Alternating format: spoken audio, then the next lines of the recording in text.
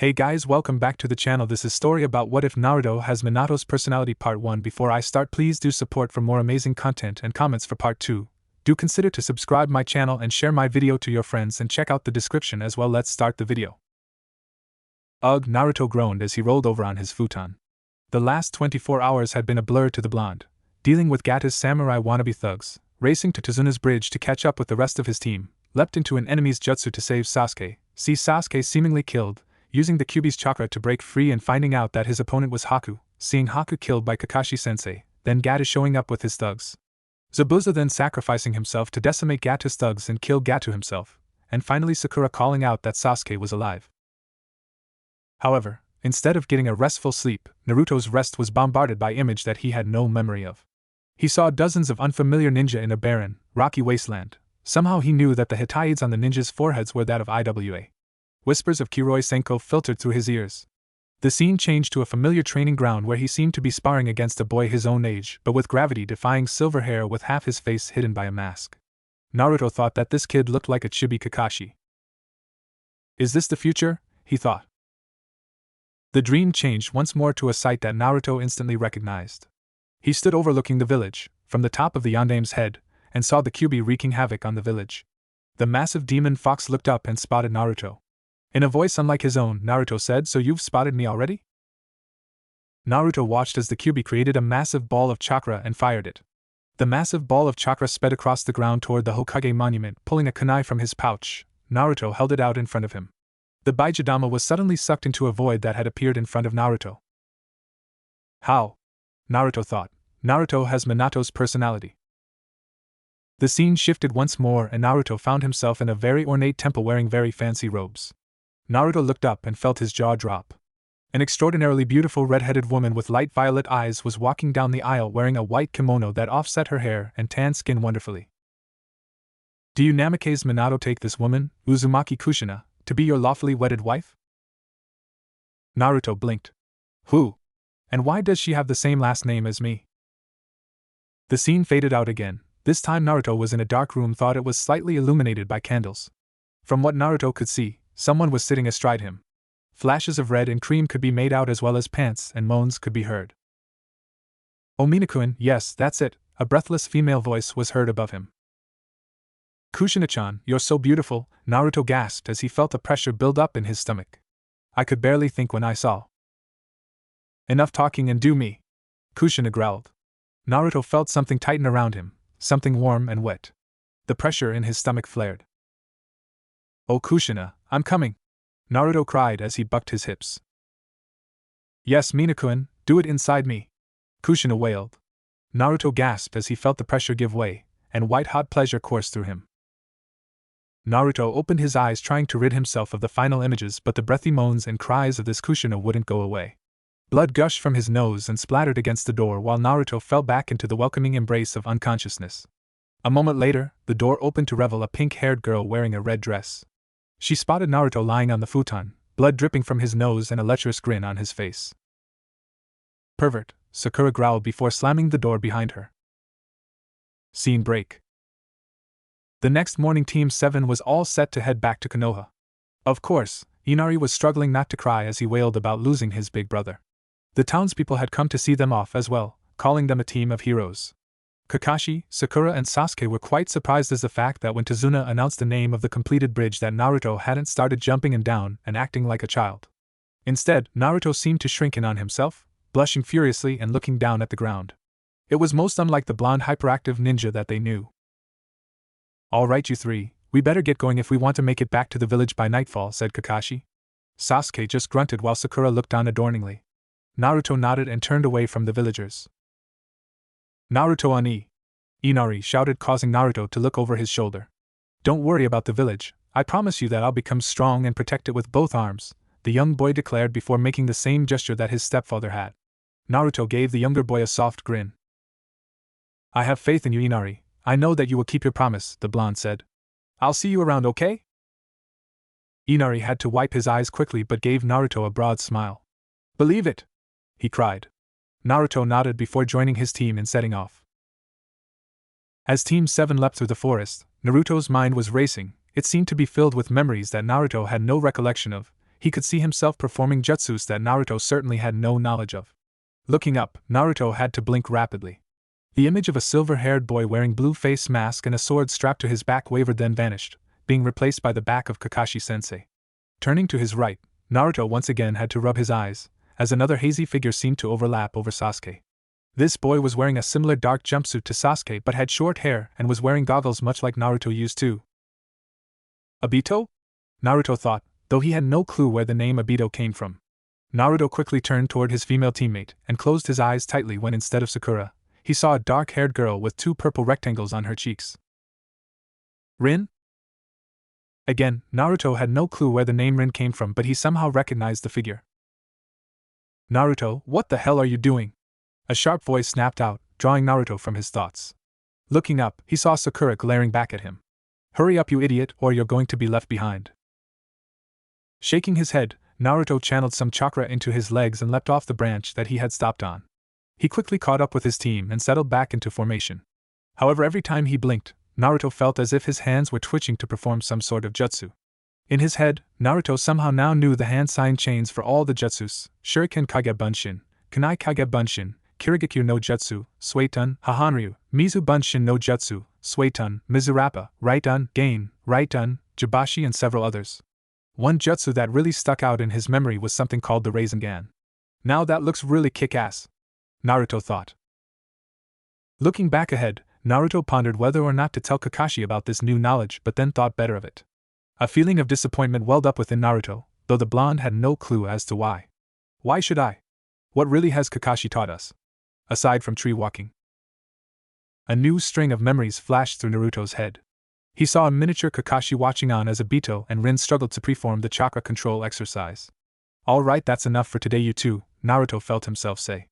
Now it's time for taijutsu practice. Obito and Rin leapt down from their trees and walked over to where Naruto and Kakashi were sitting. Hey Minato-sensei, can I fight Kakashi team today? I know that I can beat him, Obito asked. Naruto had to stifle a chuckle at the young Uchiha's excitement. Perhaps later, Obito, but first you and Kakashi will watch me and Rin-chan. Alright sensei, Obito whined. As if you could beat me anyway, Kakashi scoffed. What did you say? Obito shouted. Wow, Kakashi seemed to be just like Sasuke, such a bastard, Naruto thought. I mean, I know that I consider Sasuke a rival and I want to surpass him, but I think our rivalry is a lot fiercer than Kakashi and Obito's.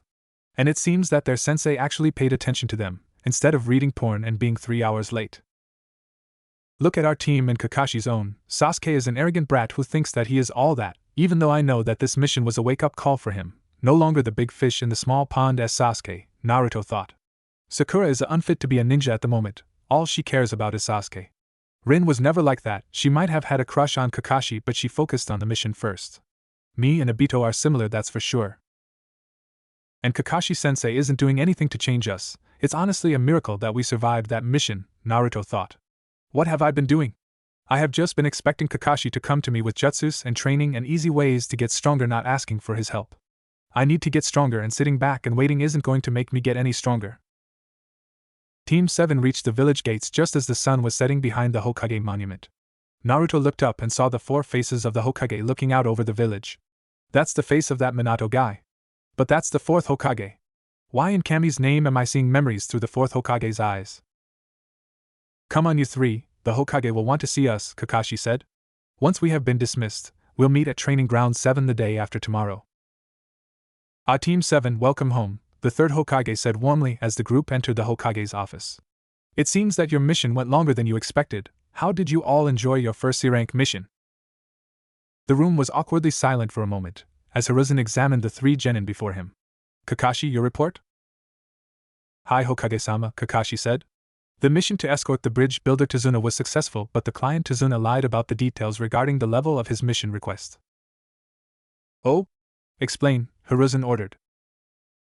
On our way to the border we were attacked by the missing Nin duo known as the Demon Brothers, Kakashi said. I felt it wise to trick them into believing that they had ambushed us, to discover what their true objective was. Genin Uchiha was able to fend off the pair for a moment, while I ascertained their target, then I returned to the group and took care of the pair. And their target was? Hiruzen asked, his voice deepening. Their target was the bridge builder Tazuna, Kakashi said. It seems that the CEO of the Gato Corporation, Gatomanji, had managed to put a stranglehold on the Wave Country. And he had hired Ninja to eliminate Tazuna as the man's bridge, the only thing keeping Gato from having a true chokehold on the country. After discovering that Tazuna had lied to us about the mission parameters, I discussed the situation with my genin and then continued on with the mission. You decided to continue with a mission that was obviously outside of your genin's capabilities, Hiruzen snapped. Just the presence alone of the demon brothers brought the mission up to a B rank. I felt confident that I could handle what was coming, and all three of the genin decided to continue the mission, Kakashi said, though he could feel a bead of sweat beginning to trickle down his back at the heavy glare that his commander was giving him. Don't blame Kakashi-sensei, Gigi, Naruto piped up. We all decided to keep going and help Tazuna-san. Be that as it may, Naruto, your sensei should have known better than to continue on, Hiruzen said sharply. Continue, Hataki? Yes, sir. As we reached the Wave Country, we found ourselves facing Zabuza Momochi. What? The aged Hokage's voice boomed out, causing the three genin to flinch and Kakashi to rub the back of his head sheepishly. With the help of Genin Uzumaki and Uchiha, I was able to defeat Zabuza, though he was able to escape with the help of his apprentice, who we thought was a Kiri Hunter Nin, Kakashi said. After recovering from chakra exhaustion, I then trained my team for a week, as I surmised that Zabuza would need at least a week to recover from his injuries. And what did you train Naruto, Sakura, and Sasuke in? The Hokage asked. Tree climbing, Kakashi answered, knowing that the Hokage wouldn't be happy with that answer. And Kakashi was right. How long have you had your team, Kakashi? Hiruzen asked. 6 weeks, Kakashi answered. And you only just now have taught them tree walking, a basic chakra control exercise that all other genin know 2 weeks outside of the academy. What have you been teaching them, Kakashi? Teamwork and formations, Kakashi said. Hiruzen rubbed the bridge of his nose.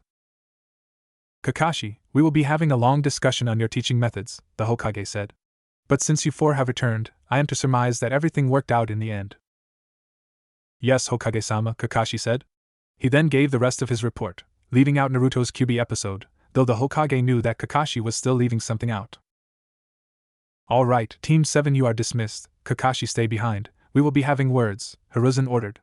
Sasuke and Sakura quickly left the office, Naruto trailing behind them.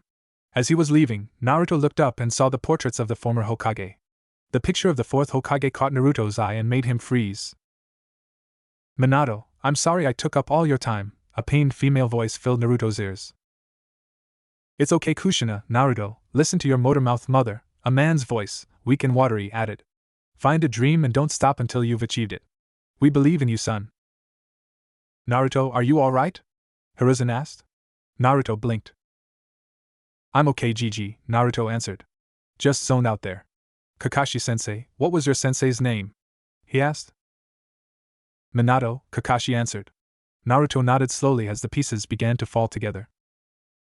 I will see you at training the day after tomorrow, Naruto said. Gigi. See you then, Naruto-kun, Kakashi said. The blonde nodded to the Hokage before leaving the office. Kakashi turned to the Hokage. Sir, during the battle on the bridge, Naruto managed to access its chakra, Kakashi said. How? It seems that during the battle, Sasuke took a hit that was meant for Naruto, and Naruto thought that Sasuke was dead and grew enraged, Kakashi said. And ever since waking up, Naruto has been different. Different how? He has been quiet, and we have constantly had to regain his attention, Kakashi said. Is it possible that something happened to the seal? I do not know. I will recall Jiraiya, Hiruzen said. I wanted him to return in time for the Chunin exams. Oh, those are approaching quickly, Kakashi said. You do know that your team will be expected to compete, Hiruzen commented. And I might agree, this graduating class is made up nearly exclusively of clan heirs and it would look good for the village if they competed. Have you told the others? Kakashi asked. No, I am leaving the decision up to you three, but something is stirring in the leaves, the Hokage said as he packed his pipe and lit it with a katon jutsu. I fear that something is quickly approaching our village, and it does not bode well for the will of fire. Train your team, Kakashi, for the next week, hard. I want them ready even if you do not nominate them. Hi, Kakashi said. By your leave, sir. Hiruzen nodded and Kakashi vanished in a puff of smoke. Scene break. Naruto arrived at the front door to his apartment as if on autopilot. Withdrawing the key from his kunai pouch, Naruto unlocked the door and let himself in. Absently flicking on the lights, Naruto trudged his way through the ramen containers and dirty clothes to his bedroom. I'll clean it up in the morning, Naruto thought. The blonde barely made it to his bed, shucking his jacket aside, before collapsing on the mattress and falling asleep. Where am I? Naruto asked out loud as he looked around his surroundings. He seemed to be in the bowels of an enormous sewer with a faulty drain system. He was standing in ankle-deep water. Naruto froze when a deep, rumbling chuckle echoed down the tunnel. Slowly Naruto made his way down the tunnel until he came upon a massive room with dozens of pipes leading up into a ceiling shrouded in darkness. So my jailer has finally deemed me worthy with his presence, a deep, dark voice boomed out from the shadows. Naruto shivered at the voice's malice-filled laugh. Naruto froze once more when he saw two massive red, silted eyes staring out of the darkness at him. Who are you? Naruto stammered. You know who I am, boy, the voice chuckled darkly. Where am I? Naruto asked. We are in your mindscape. Why am I here? I brought you here, boy. Wait, you are the Kyuubi? Naruto realized. Out of the gloom came the massive jaw and fangs of the Kyuubi no Kitsune. Why did you bring me here? And how did you? I brought you here because something has changed in the seal, the fox growled. Naruto looked up and saw that a large piece of paper with dozens of symbols written on it. Clang! Naruto leapt backward as the fox surged forward, slamming into the bars. The seal and bars glowed blue before the fox was pushed backward. Are you afraid, boy? You should be, because I will get out of this seal and devour you, the Kyuubi snarled. You killed my parents, didn't you? That's who that blonde and redhead I've been seeing in my dreams, memories or whatever, Naruto asked. Of course I did, that damnable fourth Hokage and that woman, the fox growled, malice dripping from his tone. They were your parents. Do you hate me? Yes, Naruto snarled. If it wasn't for you, my parents wouldn't be dead, I wouldn't be hated by nearly the entire village. If it wasn't for you. Do not blame me for your misery, boy. I smelt a chance for freedom when I was wrenched from your mother's curse seal and I took it. If it wasn't for your damnable father or that man's Sharingan, I wouldn't be stuck inside you. You said something had changed with the seal, what did you mean? Naruto asked, filing away the fact that the Kyuubi mentioned the Sharingan as well as being sealed in his mother for later.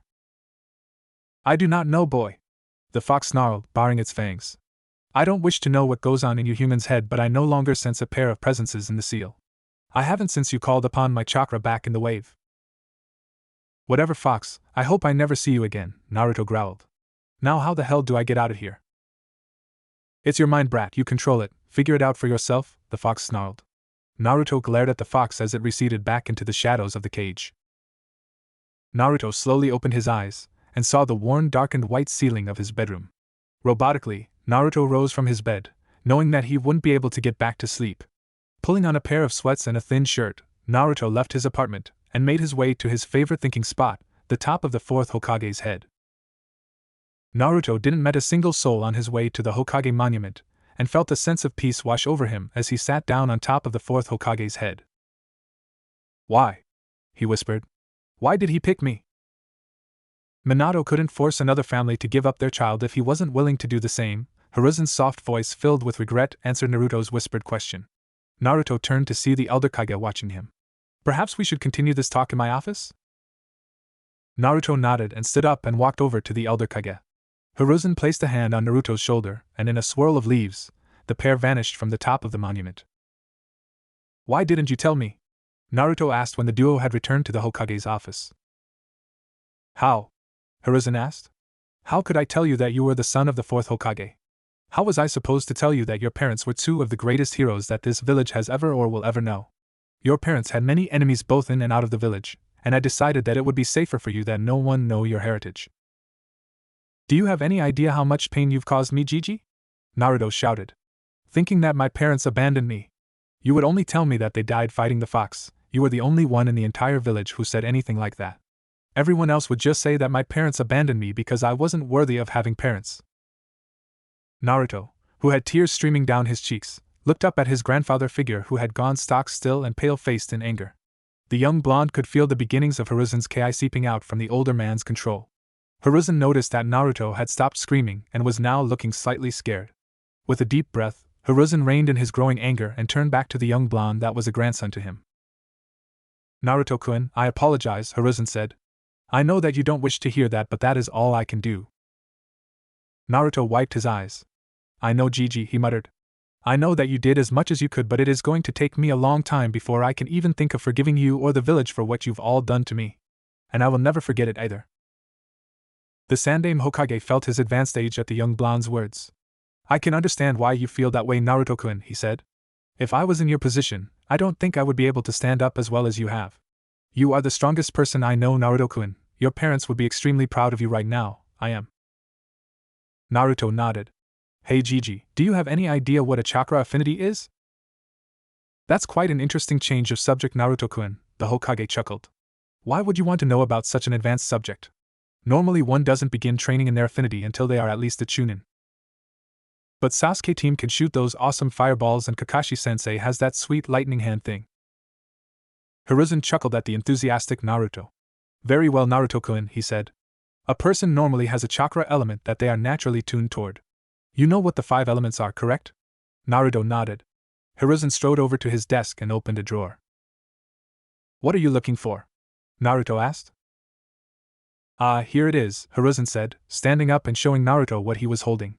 It was a small piece of paper. What's that? This, Naruto-kun, is chakra paper, Hiruzen said. You just channel a small amount of chakra into it, and it revels your chakra affinity. If the paper gets set on fire, you have a katon affinity. If it gets wet, swaiton, crumbles, doton, splits, futon and crinkles, you have a raiton affinity. Now of course that doesn't mean you can't learn jutsus that are not of your affinity, it just will be more difficult to learn those jutsus. Jutsus of your natural affinity will cost less chakra to use and will usually be more powerful. Do you understand? Naruto nodded rapidly, even though he already knew what Hiruzen had told him somehow. A voice in his head, not the fox's, had sprung up and explained the test. An unfamiliar face, a face that was framed by long white hair and had 2 red lines of makeup on his cheeks, appeared in Naruto's mind's eye with the voice. Go ahead, Naruto-kun, Hiruzen said, holding the piece of paper out for Naruto to take. The blonde did so and channeled a small amount of chakra. The paper spilled down the middle, one side turned wet while the other crinkled in on itself. 3 affinities. And at such a young age, Hiruzen thought. His father had futon and Kushina-chan had swaiton, but for Naruto-kun to have both and raiton as well is certainly a surprise. Well, Naruto-kun, congratulations, the Hokage said.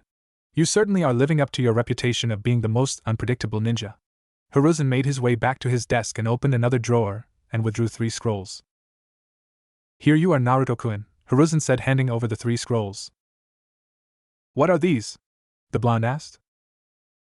They are scrolls on elemental manipulation for your 3 affinities, Hiruzen said with a soft smile.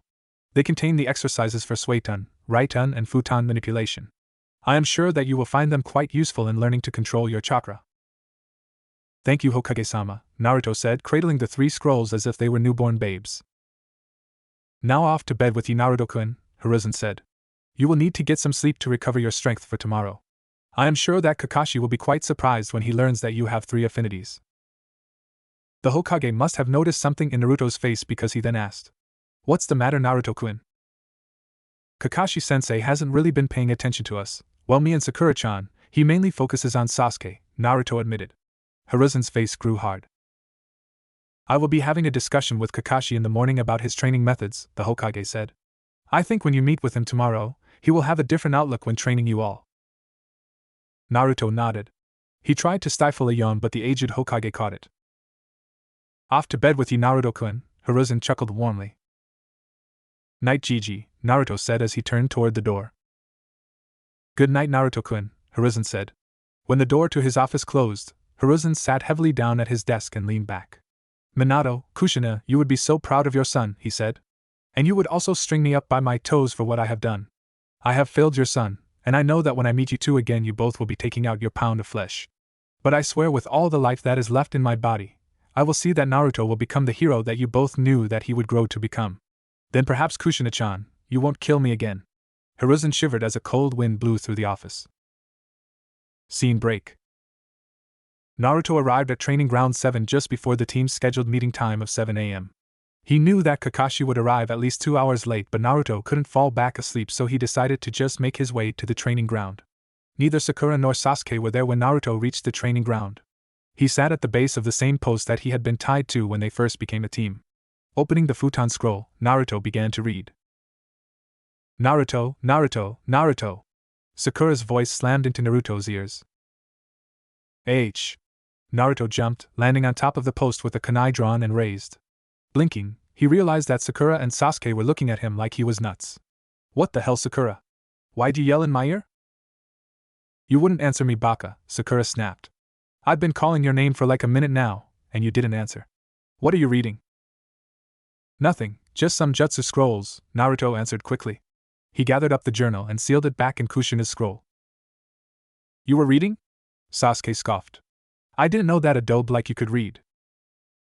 Naruto growled deeply and tightly gripped his kunai, wanting to slash the blade through Sasuke's chest.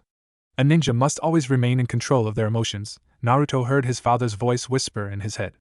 Don't get mad, get even, a second voice brought Naruto's head up. A grin crossed Naruto's mouth as he recognized his mother's voice, and how similar they seemed if she would say something like that. Stowing the kunai, Naruto stood up and stretched, groaning in relief as several bones, tendons and ligaments popped. Sakura turned away in disgust. Why are we even here if we know that Kakashi-sensei isn't going to be here for another 2 or so hours? Naruto asked. We don't know that, Baka, Sakura snapped. We could show up late and Kakashi-sensei could be waiting for us. Who would have thought that Kakashi would have taken up Obito's excuses, Naruto thought. Come on, Sakura, Kakashi-sensei has never been on time for any of our meetings, aside from when we first left for the wave, Naruto said. Why don't we do some training while we wait? You're going to need all the training you can get, dobe, Sasuke sneered. But I could use a warm-up, let's see if you can even land a blow. Naruto breathed in deeply through his nose, trying to calm himself down as well as drown out Sakura's shouting out encouragement for Sasuke. Naruto saw Sasuke take the opening stance of his family's interceptor style. A hazy image floated in front of Sasuke, a boy Sasuke's age wearing a blue jumpsuit trimmed with orange and goggles with orange lenses and ear protectors. Sasuke noticed Naruto staring off into space and surged forward, fist raised to nail Naruto across the face. However, as Sasuke's fist rocketed toward Naruto's face, the blonde-haired boy's eyes snapped back to attention and his right hand came up and slapped Sasuke's fist aside. Sasuke's eyes widened in surprise as he struggled to keep his balance. He hadn't expected Naruto to block his opening salvo. Naruto slid behind Sasuke and aimed a strike at Sasuke's back. Sasuke used his forward momentum to plant his hands on the ground and then whipped his legs around in a spin kick. Naruto ducked under Sasuke's kick and used a sweep kick to knock Sasuke's arms out from under him. Sasuke rolled forward, landing on his feet and spinning around, eyes wide. Looks like the first point goes to me as Sasuke, Naruto said as he settled into a stance that he had never used but it felt as natural as breathing. What stance is that? Sasuke asked. Not sure, Naruto shrugged. But it feels right if you can understand that. I'm sure that you practice your family's katas enough that it became effortless. Sasuke nodded. He could easily relate to what Naruto was saying. He had always believed that in order to be successful as a ninja, you couldn't worry about remembering your katas or hand seals. So to combat this, Sasuke practiced endlessly on memorizing his family's taijutsu-styles katas until he could perform them without even thinking. Naruto darted forward. Sasuke activated his Sharingan on reflex as he ducked under a punch from Naruto.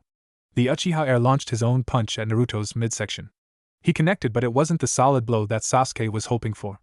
Naruto saw that he wasn't going to be able to dodge Sasuke's strike fully, so he angled his body so that instead of Sasuke's fist knocking him directly in the sternum, most likely a staggering blow, Sasuke's blow only clipped Naruto's side. It stung, but Naruto just shrugged the pain aside. Naruto stepped inside Sasuke's outstretched guard and landed several quick blows. None looked very strong, but Sasuke leapt backward, clutching his left arm and side, a frown marring his normally stoic face. How are you doing this?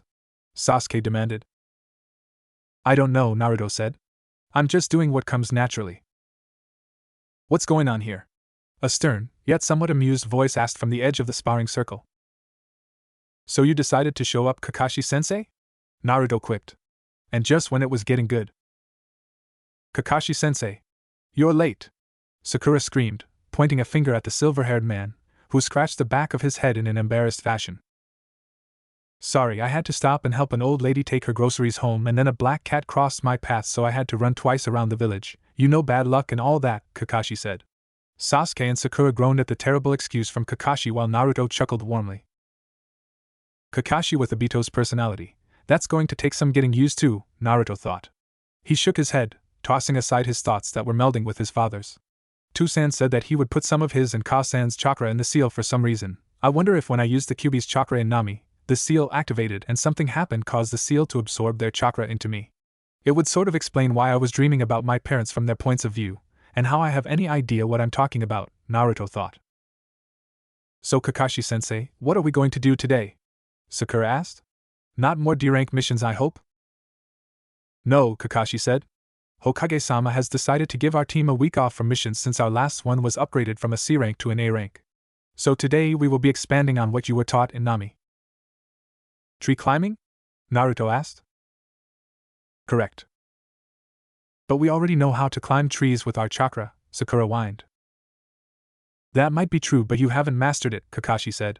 You have only mastered this exercise when you can stay attached to a vertical surface for 3 hours straight, or are able to fight on a vertical surface without having to think about channeling chakra. So you three know the drill, get to it. Sakura and Naruto groaned while Sasuke sneered, but the trio of genin made their way over to the group of trees that lined the sparring circle. Slowly, Naruto made his way up his tree, focusing on completing the exercise correctly rather than getting it done first. He knew that his amount of chakra dwarfed Sasuke's. Even Kakashi's chakra level was barely a third of Naruto's chakra level. Naruto was confident that he would outlast the other members of his team, so he solely focused on sticking to the tree upside down for as long as possible, as well as walking on a high branch. He figured that having the blood rush to your head was a good deterrent to concentrating, and made the exercise harder. Kakashi watched from his perch in a nearby tree. His cute little genin might think that he wasn't paying attention to them and only reading his Aika, but Kakashi was actually watching the team.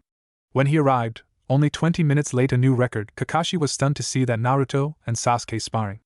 Well, maybe not that surprised at the fact that they were fighting, but that Naruto was winning was the surprise. As well as taijutsu stance that the blonde had been using, it looked like a cross between Minato-sensei's style and Kushina-sensei's style. But that was impossible. Naruto had only known about his parents for one night, hadn't he? Kakashi-sensei, I can't go on, Sakura whined as she leapt down from her tree. All right, Sakura, take a 10-minute break, but then you're going to do it again, Kakashi ordered, much to the horror of the pink-haired Kunoichi. But. No but, Sakura, Kakashi said sharply. You have the smallest chakra reserves of any of the recent graduates, and the only way to increase those reserves is to exhaust them each day and push past your limits. The main reason you have such perfect chakra control is because you have so little chakra. Sakura began tearing up. Even her sensei thought she was weak. You're not weak, Sakura, Kakashi interrupted her thought process. You just don't have the shinobi lineage that Naruto and Sasuke does. So you will have to work harder than them to gain more chakra. Having such exceptional chakra control is a boon for such a young shinobi. I think you'll be quite suited to genjutsu or medical ninjutsu, both of which require excellent chakra control. Who knows, perhaps you could become the next Tsunade of the Sannin. You really think so, sensei? Sakura gasped. She had read all about the legendary Senju Tsunade of the Sannin, granddaughter of the Shodame Hokage, grandniece of the Naidame Hokage, during the academy. But you are going to have to work extremely hard, Sakura, Kakashi said. Hey Kakashi-sensei, is there something else I can do? Naruto asked. Kakashi looked up and nearly fell out of his tree. Naruto was alternating from walking upside down on a high branch and hanging by his hands from that same branch. Naruto, how the hell are you doing that? Sakura cried. Well, I know that I've got a whole bunch of chakra, Naruto explained. And I knew that I would get too bored just hanging around, get it? The others groaned at the crappy pun. Everyone's a critic. But I was trying to come up with ways to make this exercise harder, and then I figured if I had to keep changing where I was channeling my chakra, it would force me to focus on controlling it and do it quickly. Kakashi looked at his blonde student. That's pretty clever, the silver-haired jonin thought. By switching back and forth from channeling chakra to the soles of his feet and hands, he is splitting his concentration between two opposite places, which increases the difficulties of this exercise by quite a bit. Bravo, Naruto. Well then, Naruto, why don't follow me, Kakashi said. I think I have something that will keep you interested. Naruto released his hold on the branch and quickly fell to the ground, falling into a crouch as he landed to absorb the impact. Naruto jogged over to follow Kakashi, leaving Sakura looking confused and Sasuke fuming. So what now, Kakashi-sensei? Naruto asked. Are you going to teach me a badass jutsu or something? Not quite, Kakashi chuckled. Despite the newfound maturity that Naruto seemed to possess, he was still Naruto. This next exercise is still a chakra-controlling one. It is the next step after tree walking. Water walking, right? Naruto asked. Kakashi looked at his student. How did you know that? He asked. I'm not sure, Naruto said with a faraway look. Inwardly, Naruto was cursing himself out. He didn't want anyone to know how he knew things that he had no business knowing. Naruto wanted an edge over his enemies. I think I saw some Jonin teaching his team a couple years ago, and I remembered you were walking on water during your fight against Zabuza. Kakashi nodded, his curiosity sated but not satisfied. Naruto was displaying a maturity and perceptiveness that he hadn't shown in the academy nor in the last few months as a member of Team 7. Yes, my cute genin, Kakashi chuckled. Water walking is much harder than tree walking, though the principles are pretty much the same. Water walking forces you to channel a constant amount of chakra to force a hardening of the water under your feet in order to stand on it, instead of channeling a fixed amount of chakra to stick to the tree. Think you are up to it? Of course, Kakashi-sensei, Naruto cried. Believe it. I'll have this mastered in no time. Well then, I'll leave you to it, Kakashi grinned. Yash! Naruto saluted. Kakashi vanished in a puff of smoke as Naruto turned to face his new enemy, the lake that bordered Training Ground 7. Kakashi-sensei, where's Naruto? Sakura asked when Kakashi returned to the clearing. He's over at the lake working on the next exercise, Kakashi said. Once you two have mastered this one, you'll join him. How did Naruto manage to master this? Sasuke growled. He didn't like the fact that the dobe was catching up to him. He was the rookie of the year, the strongest of their class, and yet Naruto was working on an exercise that he wasn't. Gritting his teeth, Sasuke glared up at the tree and returned to the exercise. The week after Team 7's return from the wave, the three genin of Naruto, Sakura and Sasuke saw a marked change in their sensei. Kakashi was actually training them, and quite successfully. Sakura and Sasuke had mastered the tree walking exercise and had moved on to the water walking exercise. Both Sasuke and Sakura were glad to be catching up with Naruto, even though they were both stunned and a bit angry that the class dobe was now in front of them. Meanwhile, Naruto was learning at a far faster rate than the other two. He had progressed enough in water walking to be able to stand on top of the lake, and was working on running across the lake's surface while some of his clones caused waves to ripple across the lake. Kakashi was greatly impressed at the progress that his students were making. It seemed that Sakura and Naruto were starting to take being a ninja seriously. Kakashi knew that Sasuke had lost much of his innocence during that fateful night 6 years ago, and Naruto had very truly had a childhood with the way he had been treated and had had to grow up much quicker than anyone aside from Sasuke, even if he didn't act like it. When not training with his teammates, Naruto was training himself. One memory from his parents had stood out from many of the others. He had discovered the secret behind the Kage Bunshin. When a clone was dispelled, its memories were transferred back to the creator. He had seen Minato and Kushina both using the technique to train. Kushina was able to abuse the idea much more frequently because of her being the Jinchuriki of the Kyuubi. Naruto used the Kage Bunshin training method to quickly learn the basics of elemental manipulation for all three of his elements. Cutting a leaf with his chakra came the quickest to Naruto. Withdrawing the water from a wet towel coming second, and then creating a spark with his chakra was the most difficult exercise. Alright you three, that's enough for today, Kakashi called out as the genin of Team 7 kept practicing the water walking exercise, though now all three had progressed far enough to be walking on a moving stream. I have to go to a meeting with the Hokage, so we're done for the day. Today was our last day of leave, so tomorrow we will begin missions again. Later. The silver-haired Jonin vanished in a puff of smoke, leaving the three panting genin staring at the spot. Why would the Hokage need to meet with Kakashi-sensei? Sakura asked. He's probably still on the old man's bad side from letting us continue on the wave mission, Naruto said. In hindsight, we all got really lucky that none of us were truly seriously injured. How can you say that, Naruto? Sakura cried. Sasuke-kun was nearly killed by that Haku boy, and Kakashi-sensei got really hurt fighting Zabuza. Yes, but if Kakashi-sensei had just turned down Tazuna's plea, either of them would have gotten hurt, Naruto pointed out. I wanted to help out Tazuna as much as anyone, but we weren't ready for that type of a mission and got really lucky. Sakura and Sasuke both didn't want to admit, but they knew that Naruto was right. They had gotten exceedingly lucky that they had survived the mission to the wave. Scene break. So good of you to join us, Kakashi, Hiruzen said as the silver-haired Jonin arrived at the meeting. Of course, sir, Kakashi said, falling into line with his fellow Jonin. As you all probably already know, but that time is quickly approaching, Hiruzen said. The Chunin selection exams are now upon us, and I will open the floor to any sensei whose team that has completed at least 10 missions to compete for their nominations. The Jonin who had been senseis for years stepped forward and nominated their teams. Then it came time for the newer Jonin senseis. I, Mato Gai, nominate my team of Rock Lee, Niji Hyuga and Tenten, under my name for the Chunin selection exams, Gai announced, his face set in stone. I, Asuma Sarutobi, nominate my genin team of Shikamaru Nara, Choji Akimichi and Ino Yamanaka, under my name for the Chunin selection exams, Asuma said, his mouth conspicuously free of cigarettes. I, Kurina Yuhi, nominate my genin team of Hinata Hyuga, Shino Abirame and Kiba Inazaka, under my name for the Chunin selection exams, Kurinai said, her face set. I, Kakashi Hataki, nominate my genin team of Sasuke Uchiha, Sakura Haruno and Naruto Uzumaki, under my name for the Chunin selection exams, Kakashi said, his book nowhere in sight. All three of them, a voice whispered from the back of the room. Now hold on, Irika said from the side of the room. Lord Hokage, all 9 of the rookie genin were my students at the academy, and while they are all very talented, none of them are ready for these exams. Please, you must stop. Irika, Kakashi's voice snapped out, causing the academy instructor to stiffen. That wasn't the voice of the normal laid-back Kakashi. It was the former ANBU captain Kakashi who spoke. These genin are no longer your students, they are our soldiers and we believe that they are ready for these exams. Perhaps you don't have faith in their abilities, but we do, or we would not have nominated them. Irika flinched at Kakashi's rebuke.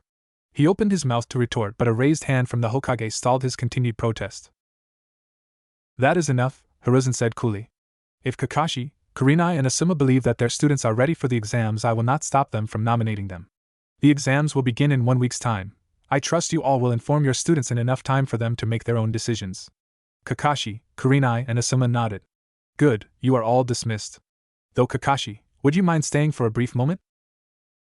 As the Jonin filed out of the conference room, Kakashi kept his eyes fixed on his commander as his comrades walked past him.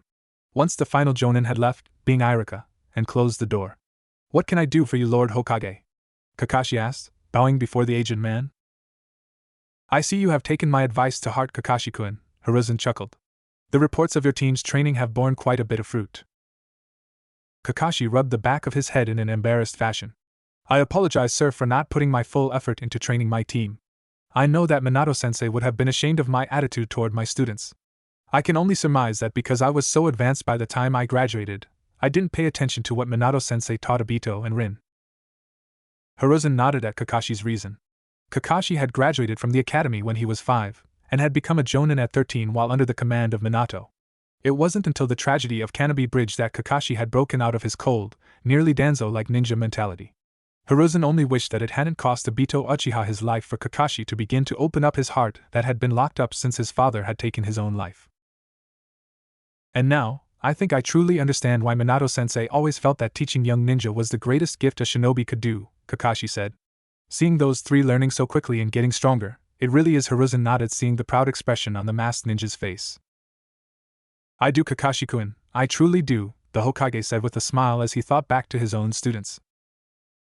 By your leave, sir, I believe I have a training regime to come up with to make sure that my brats are up to scratch, Kakashi said. The Hokage nodded and watched the silver-haired man leave his office in a puff of smoke. Scene break. It had been a week since Kakashi had given Team 7 the news that he had entered them in the Chunin exams. He had given them the last 2 days before the exams off in order to prepare.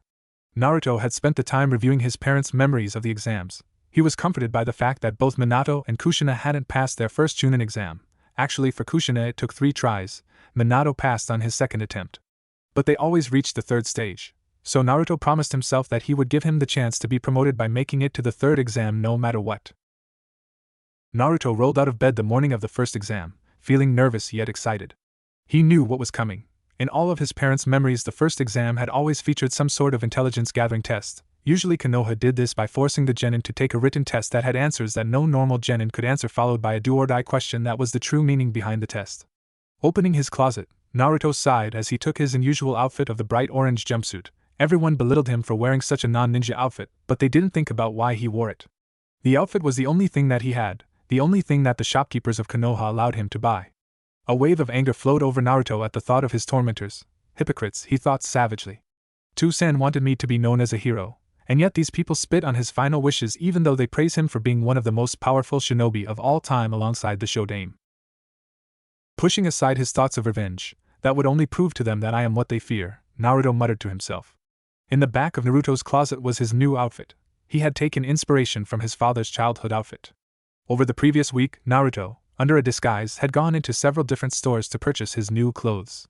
His advanced henge had fooled the civilian shopkeepers easily, and Naruto was able to purchase his supplies without incident. and without the inflated prices that the shopkeepers liked to push onto him. The only store that Naruto never used a henge to shop at was the shinobi supply store that was run by a retired shinobi. The owner of the store never overpriced Naruto, never chased him out of the store, and always answered any of Naruto's questions. "There you Naruto baka!" Sakura shouted as Naruto leapt down from a tree overhanging the path leading to the academy. "You were supposed to be here 20 minutes ago." Sakura blinked for a moment as she took in Naruto's new outfit. Gone was the bright orange jumpsuit, in its place was a much more subdued, ninja-like outfit. A forest green sleeveless hoodie covered a dark orange long-sleeved shirt with black A&BU-style pants and sandals. Even Naruto's hair was different. It was longer and shaggier, with 2 bangs hanging down even with his eyes. "What?" Naruto asked sharply. "What are you wearing?" Sakura asked. "I thought it was time for a change," Naruto shrugged. "Our mission to Nami opened my eyes to the realities of this world. I need to start taking this seriously or I'll be killed easily." Sasuke and Sakura blinked at Naruto's answer. "Where is the blonde baka that would always shout out that he was going to become Hokage? He actually seems cool," Sakura thought. "He has to be trying to copy Sasuke-kun." "Cha!" a voice shouted in Sakura's head. "Looks like the dobe is getting his act together," Sasuke thought as he nodded to his blonde teammate. "Baka, stop trying to act like Sasuke-kun," Sakura shouted. "You'll never be as cool as Sasuke-kun." "Did I say anything at all about trying to be like Sasuke?" Naruto asked quietly as he looked at Sakura with a hard look. "Everyone kept making fun of me because of what I was wearing, saying it wasn't shinobi-like, and now when I start taking this seriously, you're yelling at me. Perhaps you should take a look in the mirror. A red dress and pink hair aren't the most conspicuous outfit for being a ninja." Sakura looked like Naruto had just slapped her while Sasuke was grinning slightly. Who knew the dobe could stand up for himself? The Banshee needed that wake-up call, the Uchiha heir thought. "Come on you two," Sasuke barked as Sakura's eyes began to tear up. "We don't want to be late." Naruto nodded. He and Sakura turned to follow Sasuke into the academy. Naruto chanced to look back at his female teammate and saw her trying to hold back tears. Naruto felt his chest tighten and sighed. "Look Sakura, I'm sorry about snapping at you, but you know that I'm right," Naruto said. "You always told me that I needed to start taking being a ninja seriously, and that wearing orange is a terrible color for being a shinobi. And then when I do change my clothes, you start yelling at me again. Look at your own clothes. Bright red is almost as bad as orange. You can't be blind to your own faults, Sakura. Mine was my hyperactiveness and my attitude toward being a shinobi. I've tried to counter that, but it's a work in progress. Kakashi-sensei said that you had the smallest chakra reserves on the team, and for the last 2 weeks you've been working on growing them, and it shows. I know that you come from a civilian family, and you want to wear your clan's symbol, and that's fine. But if you're going to berate me for my clothes, take a look at your own." Sakura looked down at the ground. "Naruto's lecturing me. Who does he think he is?" she thought angrily. "But is he wrong?" Inner Sakura commented. "During the academy we would also yell at Naruto for wearing that hideous orange jumpsuit, and now when he changes, we yell at him again even when he did what we said to do." Sakura blinked. "I never thought that you would be the voice of reason," she thought. Naruto breathed a sigh of relief when he saw Sakura's face change from one of anger to confusion to acceptance. "Come on Sakura," he said. "We better get moving before Sasuke decides to pull that massive stick out of his ass and beats us over the head with it." Sakura giggled and nodded. The pair raced down the path to catch up with their other teammate who was waiting for them at the entrance to the academy. Team 7 made their way inside the academy and turned toward the staircase to take them to the 3rd floor. Naruto narrowed his eyes as they came upon a group of ninja from all over trying to get inside the classroom but were being blocked by 2 older-looking genin. Something is going on, Naruto thought. There's no way that we are on the 3rd floor. We only went up 1 set of stairs genjutsu. They must be trying to weed out some of the competition by having a pretest of sorts. This must be new since either Ka-san or Tu-san's memories have anything like this. "Release this pathetic genjutsu and let us pass," Sasuke barked, causing Naruto to slap his hand to his forehead. "Oh, so you noticed the genjutsu," one of the older genin smirked. In a puff of smoke, the pair changed their appearance to revel Kamizuki Izumo and Hagain Kotetsu, the Chunin duo that were always doing gate duty. "Looks like we've got some exceptional candidates," Izumo said, causing several of the genin to grin. "But if you think just because you were able to see such a weak genjutsu, you'll be able to become Chunin, then you're going to get eaten alive during these exams. They are no joke. Chunin are team leaders, and they are expected to lead genin teams on dangerous missions that could cost people their lives. If you think that you'll just breeze through these exams, you've got another thing coming. People die in these exams." "Have fun," Kotetsu grinned before the pair vanished in a puff of smoke. Come on, Sasuke ordered. Naruto and Sakura jogged after Sasuke. You shouldn't have said anything, Sasuke, Naruto whispered. You saw how many people didn't even realize the genjutsu. The competition would have been so much less. Coward, Sasuke grunted. And here I thought that you were getting stronger. Don't you want to fight? Not if I can help it, Naruto said, ignoring Sasuke's coward comment. And if those teams couldn't see the genjutsu, then they wouldn't have been any real threat. The teams that easily made it past the genjutsu are the ones that we need to keep an eye on. Sasuke snorted. Uchiha Sasuke! A loud voice interrupted Team 7's musing. They turned to see a fellow Konoha genin who was wearing the most outlandish outfit they had ever seen, and that was saying something coming from the team that had a boy who would only wear a bright orange jumpsuit and a girl with pink hair and a red battle dress. A green spandex jumpsuit covered the boy head to toe with dimmer orange leg warmers, bandages wrapped around his wrists and forearms along with his Konoha forehead protector around his waist as a belt. I wish to challenge you. I want to see the so-called Rookie of the Year, the Uchiha Genius. Sasuke snorted. Please, he grunted. You wouldn't even be a challenge for someone like me. I am the strongest genin in Konoha, the boy said. Let's see how you measure up, Uchiha Genius. You know my name, what's yours? Sasuke asked. I am Rock Lee, Lee said with a thumbs up. Lee's large eyes cut to Sakura. You must be Haruno Sakura. I promise to protect you with my life. Will you go out with me? Hell no! Sakura cried, causing Lee's head to drop. Don't mind her, Lee, Naruto said. Sakura is the type of girl who goes for the cool-looking guy with the large stick up his ass and treats her like trash. Women are very interesting creatures. Men can spend all their lives trying to understand them but will never gain more than a passing gleam. Sakura and Sasuke blinked at Naruto's put-down of both of them. I see, no matter, Lee said. I still wish to test myself against the Rookie of the Year, the Uchiha Genius Uchiha Sasuke. So then, Sasuke, will you accept my challenge? Sasuke, don't do it, Naruto warned. We're going to be late if we don't go now. I'm sure you'll get your chance to fight him during the exams. Don't let your pride get you into a situation that your ass can't cash. Sasuke's head whirled around to glare at Naruto, his Sharingan spinning rapidly.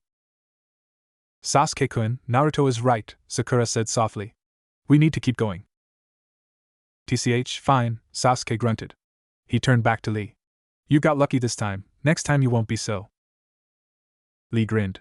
We shall see, Uchiha Sasuke. Until next time then, he said before vanishing in a blur.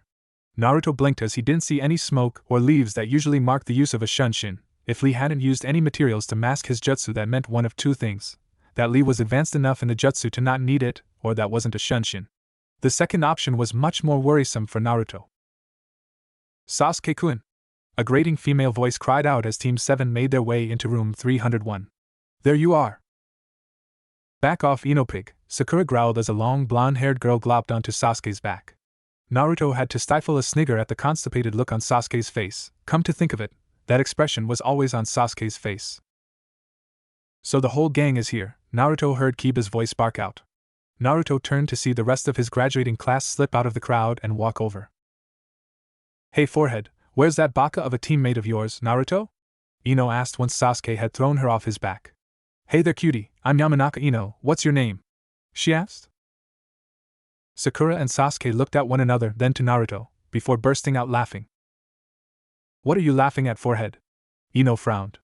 The rest of the rookies were stunned to see that Sasuke was laughing, let alone smiling.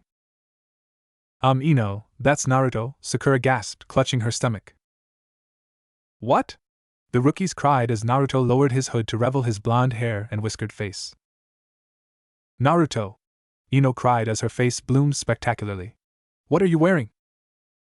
My clothes, Naruto said with a blank face. You know, if I had known that all I had to do to get your attention was change my clothes, I would have done it years ago. Hey Sasuke, maybe if you want to get rid of your fangirls, you should wear my old jumpsuit. That thing was like a fangirl defense. I couldn't even get a girl to talk to me when I was wearing it. Sasuke's eyes gleamed for a moment. You know you should keep it down, a smooth voice said from behind the rookies. Naruto turned around to see a tall youth with gray hair and large circular glasses. Who are you? Kiba snapped. Kabuto Yakushi, the boy answered. And you are all just rookie genin, you might want to keep a lower profile. Most of these genin have been in the Chunin exams before, so they won't appreciate rookies making them look bad. And yet you are now announcing our statuses to the entire room, Naruto said. Something about this boy was raising his hackles. Only members of Konoha would know that we are rookies, if you hadn't said anything. Ma, Kabuto said, waving off Naruto's accusation. So how many times have you taken the exams? Ino asked. This will be the 7th time, Kabuto said with an embarrassed grin. Why, you must suck, Kiba laughed. Or the exams are much more difficult than you think, Shino said. So then, Kabuto, if you've taken the exams so many times, you must know some tricks or shortcuts that we could use? Naruto asked. I mean, we're all Konoha shinobi, and Konoha shinobi help each other out. Well, there aren't any shortcuts or things like that I can give you. The exams change every year and each village has their own way of doing the exams, Kabuto said. But I do have my Nin info cards. Nin info cards? Sasuke asked. He too was getting an uneasy feeling coming from the gray-haired youth. Kabuto grinned at the Uchiha heir before pulling out a deck of what looked like playing cards. He pulled one out of the deck and channeled some chakra into it. They're blank unless I channel some of my chakra into them, Kabuto said. Uchiha Sasuke, Genin, graduated top of his class. A member of Team 7 with Naruto Uzumaki, the Dobe, and Sakura Haruno, the top kunoichi, under the tutelage of Kakashi Hatake. Mission stats: 15D rank, 0C rank, 0B rank and 1A rank mission in which he and Team 7 fought and defeated the Demon Brothers as well as Momochi Zabuza, the Kirigikyu no Kijin. Known to have exceptional taijutsu and ninjutsu abilities, including several katan jutsus that his clan was well known for, above average genjutsu, also activated his Uchiha bloodline, the Sharingan, during his mission to Nami no Kuni. Your team went on an A-rank mission, Ino cried. What the hell, forehead? Naruto and Sasuke narrowed their eyes at Kabuto. There should be no way that Kabuto could know all of that just from their ninja profiles.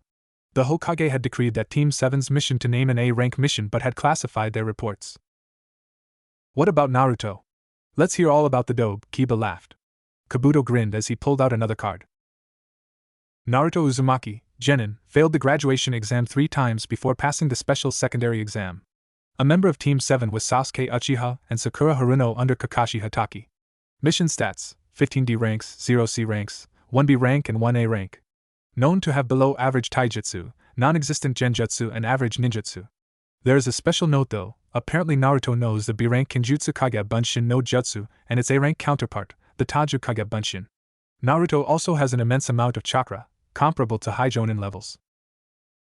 What? The rookies cried, spinning their heads toward Naruto, who was glaring at Kabuto. There was no way that anyone could have known about Naruto's B rank, which Hiruzen awarded him after helping stop Mizuki the night of the graduation exam. Hiruzen had classified that report as well. In fact, it wasn't even listed on his shinobi registration. Well then, Kabuto, since you were kind enough to tell everyone mine and Sasuke's stats, why don't you tell us yours? I mean, it's only fair, Naruto said sharply, his voice dropping several degrees. Kabuto arched an eyebrow but shrugged. Kabuto Yakushi, Genin, graduated 5 years ago in the middle of my class. I am teammates with Yoroi Akato and Nasumi Tsurugi. Mission stats: 145D ranks, 12C ranks, 1B ranks and 0A ranks. My taijutsu is average, ninjutsu above average and genjutsu below average. Well, there you have it, Kabuto said. Naruto grinned and nodded in thanks. He's lying through his teeth, Naruto thought. He just gave the bare minimum to his stats while give out Sasuke's full stats and mine as well. Going to have to keep an eye on him. And looks like Sasuke has the same idea. Do you have any idea how we should look out for? Like non-Konoha teams? Sasuke asked. Kabuto smiled down at the Uchiha heir. It seems that most of the villages sent their best, Kabuto said. I would definitely keep an eye on the Suna team of Gaara, Temari and Kankuro. They are the Kazekage's children, so you know that they are skilled. Also, the new village of Otogekyu no Sato is participating in their first Chunin exams, so their team should be interesting to pay attention to, though it is a brand new village, so more likely they are weak. Out of the corner of his eye, Naruto spotted 3 genin stiffen at Kabuto's words. The 3 genin all had a musical note etched on their hitayatesh and were wearing similar uniforms with black and gray camouflage pants and dark flak jackets. Oh, so we're weak, are we? The bandaged genin said, turning to his teammates. Why don't we show these tree huggers the strength of Oto? The other 2 genin grinned wickedly before vanishing in a burst of speed. Naruto noticed the disappearance of the Oto genin and palmed a kunai. Shoving Kabuto to the floor, Naruto brought his kunai up to block the punch from the bandaged Oto genin. The blonde saw the bandages around the boy's mouth twist in what was most likely a smile, and suddenly Naruto felt a massive pain strike his head, causing him to drop his kunai and clutch the side of his head. You shouldn't underestimate the genin of the sound. We'll be the ones becoming chunin in these exams, the boy sneered. You know, for someone trying to become a chunin, attacking a member of the host village's ninja force when you are surrounded by his comrades isn't a very smart thing to do, Sasuke growled as he, Sakura and several of the other rookies surrounded the Oto genin, weapons drawn and ready to pounce. Shikamaru was kneeling behind the wall of genin, his hands in the rat symbol, and the Oto genin couldn't move. All right, you brats, a voice boomed out as an explosion of smoke covered the entire front of the room. Listen up or you'll be thrown out, and that goes for everyone. Everyone take a number and find your seat. A masked chunin came around the room and handed out tiles with numbers written on them. Naruto's tile had the number 68 on it, Sasuke had 24 while Sakura had 107. Naruto sat down at his assigned seat and was stunned to see that Hinata was seated next to him. Hey Hinata, Naruto said, watching as the Hyuga blushed madly. Hello Naruto-kun, she stammered, twiddling her fingers. Good luck. You too, Naruto answered. Quiet you maggots, the proctor roared. I am Marino Ibiki, the first exam proctor and your worst nightmare. Now everyone pay attention because I'm only explaining the rules once.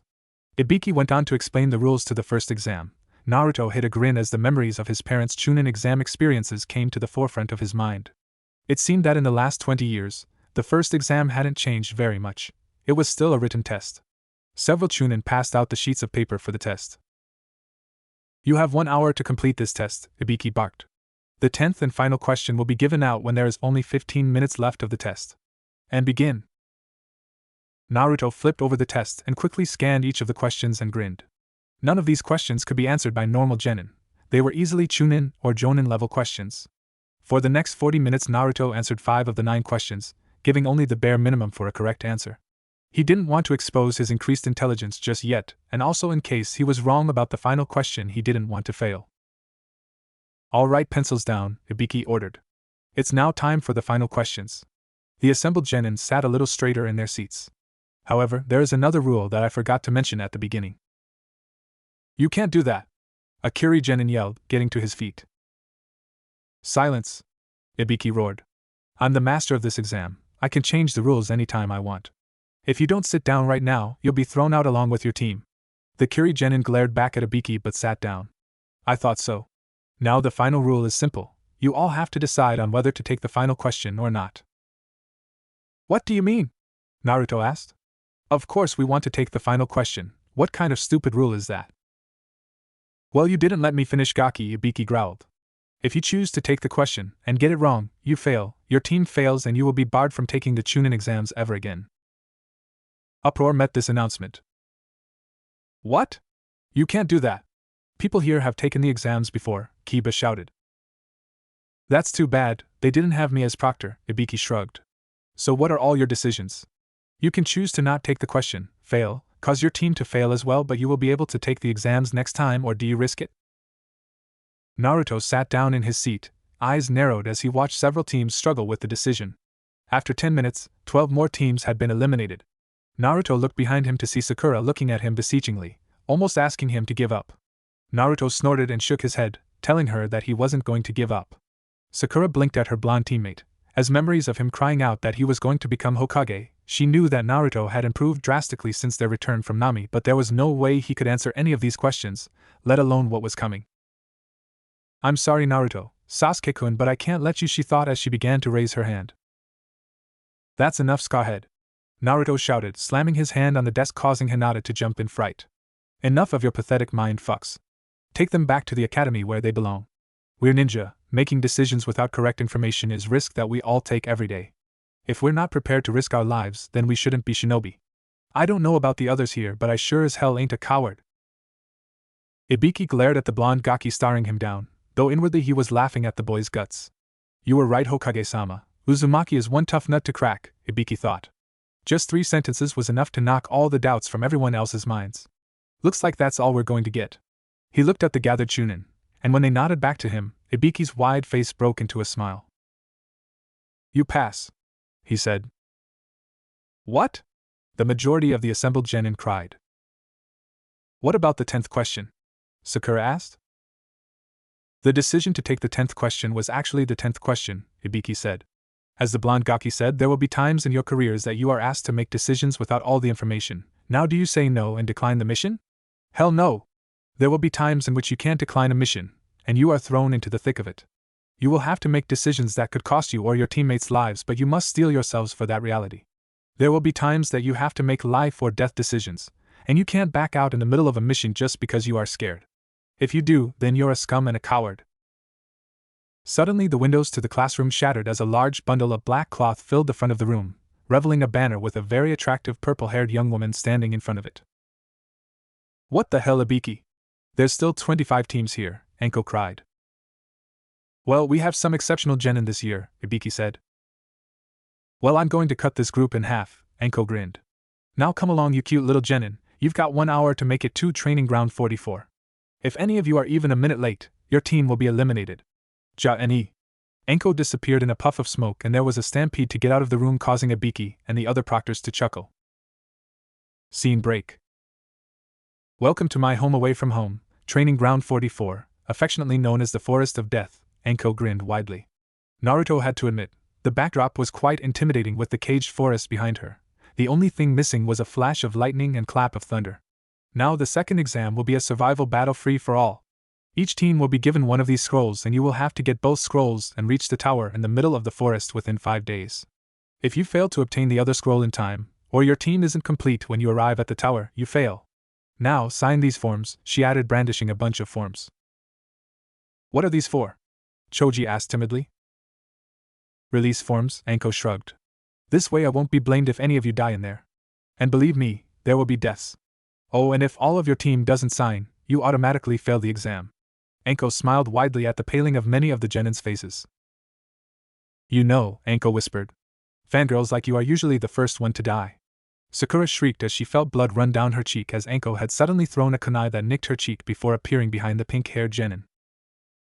A long-haired woman wearing the forehead protector of Kusagakure appeared behind Enko, holding her kunai out with her tongue. You know, you shouldn't sneak up on me if you want to keep that tongue of yours attached to the rest of your body, Enko said nonchalantly. My apologies, Proctor-san, the Kusa ninja said. But the sight of blood got mine racing. I would appreciate it if you would step away from my teammate, Naruto growled as he appeared behind both Enko and the Kusa ninja. While we might be allies with Kusa, as well as Proctor-san, you are a Konoha shinobi. I won't let you harm my teammate. A Kage Bunshin had appeared behind the Kusa ninja. The clone and the original both had a kunai out and gently pressing against their necks. Enko grinned brightly. All right there, Gaki, no need to get your panties in a bunch, Enko laughed. She released Sakura and holstered her kunai. Thank you, Naruto, Sakura whispered. No problem, Sakura, you're my teammate, Naruto said. But you should keep your guard up. In this type of exam, everyone is our enemy, even the other rookies. All right, Gakis, now get your asses to the gates so we can get this show on the road, Enko shouted once the release forms had been turned in and the scrolls handed out. Team 7 was given Gate 17 and was waiting for the exam to start. Buzz! Team 7 leapt off into the Forest of Death with nary of sound. The Chunin that had seen them off could only shake his head at the team. About 500 yards from the gate, Team 7 came across a clearing. They huddled together underneath a fallen tree. So what's the plan? Sakura asked. We should set up an ambush near the tower, Sasuke said. If we get there first, we will have the pick of sights and make sure we aren't ambushed ourselves. Naruto wanted to argue with the Uchiha but knew that Sakura would agree with her crush and outvote him. Okay, but first give me the scroll. I have an idea on how to keep it safe and to confuse anyone who tries to find it. What are you talking about? Sasuke asked. Look, we all know that this exam is as much as a protection mission as it is a search and capture one, Naruto explained. But why should we have only one scroll? I can use my Kage Bunshin to pretend to be extra scrolls. That way we can barter them if we run into a team that we don't want to fight. And they can be used to surprise any teams that do take them. Also, I'll seal the scroll into my pouch to keep it safe from falling out too. Sakura looked to her crush. She thought it was a solid idea to ensure that they kept the scroll safe.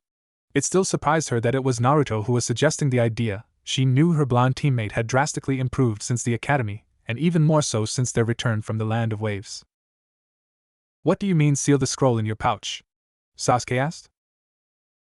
I have been dabbling into Fuinjutsu since we got back from the Land of Waves, Naruto said. We all have our specialties, Sasuke, you are the ninjutsu and taijutsu expert on our team. Sakura, you are becoming the genjutsu and maybe the Iryo ninjutsu expert, and I'll be the ninjutsu and fuinjutsu expert. We'll be unstoppable. Sakura and Sasuke had to shake their heads at the enthusiasm pouring off their blonde teammate. All right, Sasuke said, fishing the heaven scroll out of his pouch. We'll trust you with this. I won't let you down, Naruto said. Kage Bunshin no Jutsu. In a puff of smoke, 12 clones of Naruto appeared around Team 7. You all know what to do. The clones nodded, and then with another puff of smoke, 12 heaven scrolls were in their places.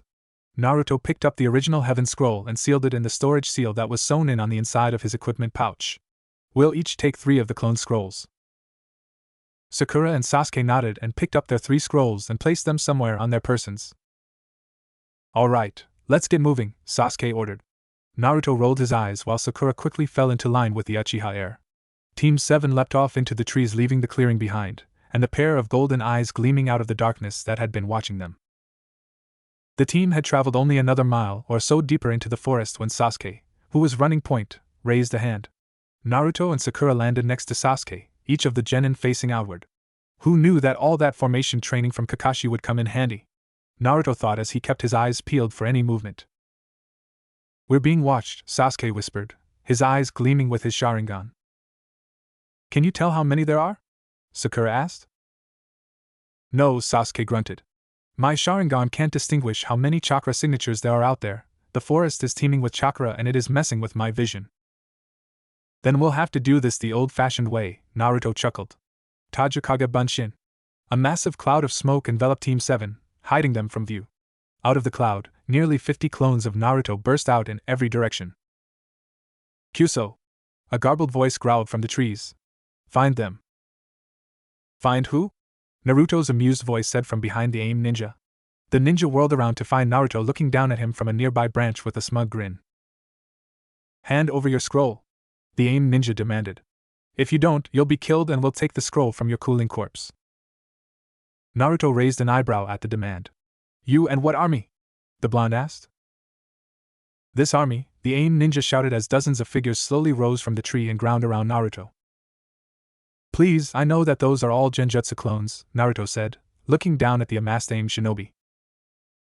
Don't underestimate us, the AIM ninja shouted. Get him. The crowd of AIM ninja charged Naruto, who just watched with a disinterested eye. He palmed 2 shuriken and tossed it at the charging ninja. Shuriken Kage Bunshin. The 2 shuriken exploded into 20. The rain of metal sliced through most of the charging AIM ninja, and as Naruto knew, the struck clones shimmered out of sight. Naruto leapt off the branch as an AIM ninja came surging out of the branch that he had been standing on, a kunai gripped in his hand. You'll have to try better than that if you want my scroll, Naruto taunted as he landed on a branch roughly 50 meters away. Come on, Sasuke, haven't you found these guys yet? Naruto thought in his head. He ducked under a thrown kunai, and then deflected another. That's enough. Sasuke's voice barked out, causing the AIM ninja to freeze. Naruto grinned as he looked up to see Sasuke and Sakura standing across from him, with the AIM ninja's teammates bound and gagged at their feet. Did they have the scroll we needed?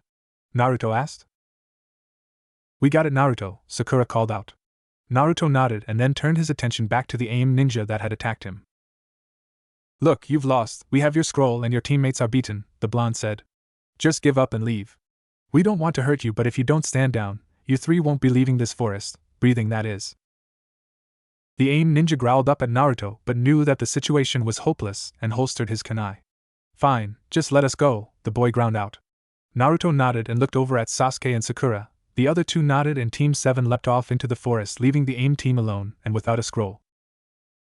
So now that we have our scroll, shouldn't we just head straight to the tower? Naruto suggested. No, Sasuke said. If we just head straight to the tower, we run the risk of running into several teams that have set up ambushes. This has turned into a stealth behind enemy lines mission, so we've got to take it slow. Naruto and Sakura nodded. Suddenly the sound of rushing wind snapped Naruto's head around. Look out! He shouted as an insanely powerful gust of wind tore through the treetops. The 3 genin tried to stick to the branch with their chakra, but the wind was too strong and the team was violently separated. With Naruto. Damn, what the hell was that? Naruto groaned as he sat up from the ground. Hiss. Naruto looked up to see a massive snake looking down at him from its perch in the branches, its eyes gleaming with hunger. Naruto watched in morbid fascination as the snake stuck out its tongue and seemingly gave a satisfied hiss. "Oh, like hell am I being some overgrown worm's lunch," Naruto growled as he leapt to his feet and drew a kunai. The snake gave another hiss before launching itself from its perch and sped toward Naruto. The blonde leapt into the air to avoid the snake's bite. He flung the kunai at the snake, but it merely bounced off the snake's scales. Naruto quickly leapt into the trees to gain height on the snake. With a single hand sign, a clone appeared at Naruto's side. The original Naruto quickly drew 10 shuriken and flung them down at the snake. "Shuriken Kage Bunshin!" Naruto called out. The 10 shuriken multiplied into nearly 100.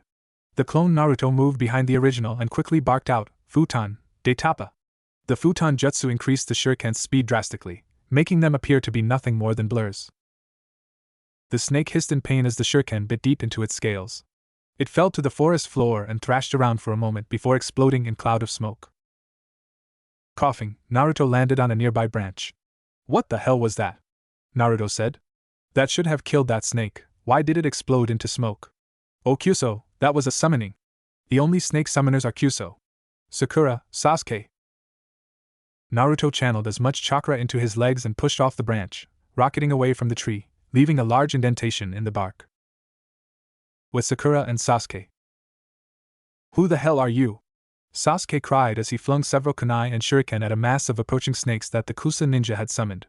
The kunai and shuriken struck the snakes right behind the heads, killing them instantly. "Most impressive," the Kusa ninja laughed. "Though it seems that you are not as advanced as your brother Sasuke-kun." Sasuke froze. "What do you know of Itachi?" he shouted. "I know quite a bit about Itachi-kun," the ninja grinned. "How he gained a fully matured Sharingan by the time he was 9, a Jonin at the age of 12 and an Anbu at 13. It seems that his prized younger brother isn't as talented as Itachi made him out to be." A red veil fell over Sasuke's eyes as he activated his own Sharingan and charged toward the Kusa ninja. "Sasuke-kun, no!" Sakura cried as Sasuke flashed past her. The Kusa ninja grinned widely as she ducked under Sasuke's blow, bending back nearly 90 degrees. The ninja struck upward and punched Sasuke hard in the stomach, knocking the wind out of Sasuke's stomach, before tossing him aside. "Pathetic," the ninja sneered. "I thought that it was your dream to kill Itachi and avenge your clan. With that level of power, you won't even be able to touch Itachi. But I can help you gain the power you so desire and deserve." "What the hell are you talking about?" Sasuke gasped as he tried to regain his breath. "Yes, Orochimaru, tell us," Naruto's furious voice growled down from the branches above the group.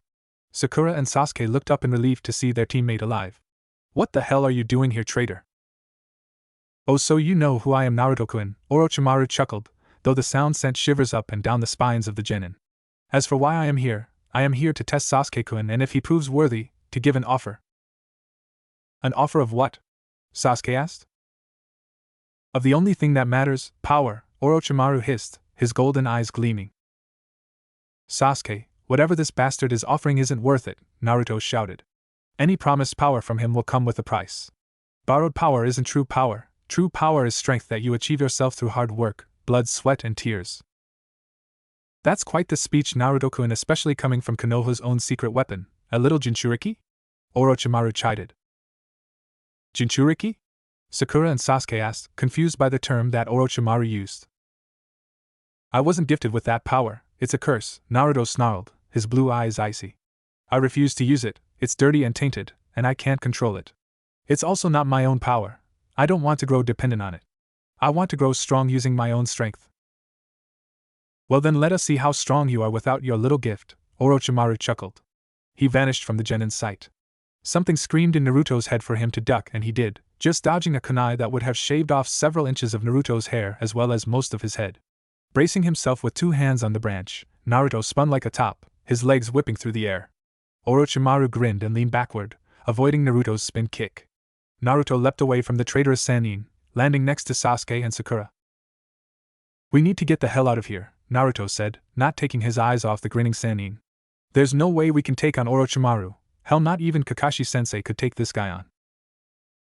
"Oh come now, Naruto, running away," Orochimaru chided. "What would Minato-kun and Kushina-chan think of you?"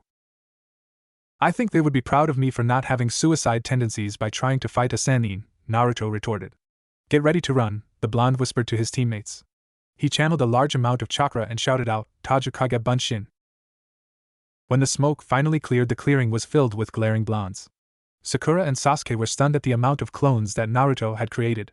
Each clone drew a kunai or shuriken and threw them at the grinning Sannin. Shuriken Kage Bunshin. Kunai Kage Bunshin. The kunai and shuriken instantly multiplied into thousands, and the rain of steel blocked out the streams of sunlight that was filtering through the canopy of the forest. Run! Naruto shouted. He grabbed Sakura and Sasuke's hands and dragged them toward the middle of the forest. Did you really think that little trick would be enough to stop me, Naruto-kun? Orochimaru's chuckling voice echoed all around Team 7. No, but I was hoping that it would buy us some more time, Naruto growled. Clever Naruto-kun, but I had drowned in blood well before your parents were even born, Orochimaru said. So you are going to have to do better than that to get away from me. Naruto! Sasuke shouted out as his Sharingan caught sight of something fast approaching from their side. Naruto barely had time to shove Sakura and Sasuke away before he was grabbed by the neck in a steel grip. Naruto's eyes met Orochimaru's golden gaze. Naruto! Sakura's voice called out as Naruto's vision began to gray as Orochimaru tightened his grip. Suddenly Naruto was encased in a blue light. Orochimaru's eyes widened as he released Naruto. Boom! A massive explosion rocked the forest. Very clever Naruto-kun, Orochimaru grinned widely. My eyes and ears in the village failed to mention that you knew the Bunshin Daibakuha. They shall be punished, but first I must give Sasuke-kun my gift. I think we managed to get some distance between us and Orochimaru, Naruto said, chancing a glance over his shoulder. But we have to keep moving. Naruto, what was that word Orochimaru called you? Jinchuriki, what was he talking about? Sakura asked. Not no Sakura, I'll tell you when we're safe and not being chased by a power-crazed maniac, Naruto said. That hurts, Naruto-kun, calling me names, the sibilant voice of Orochimaru hissed.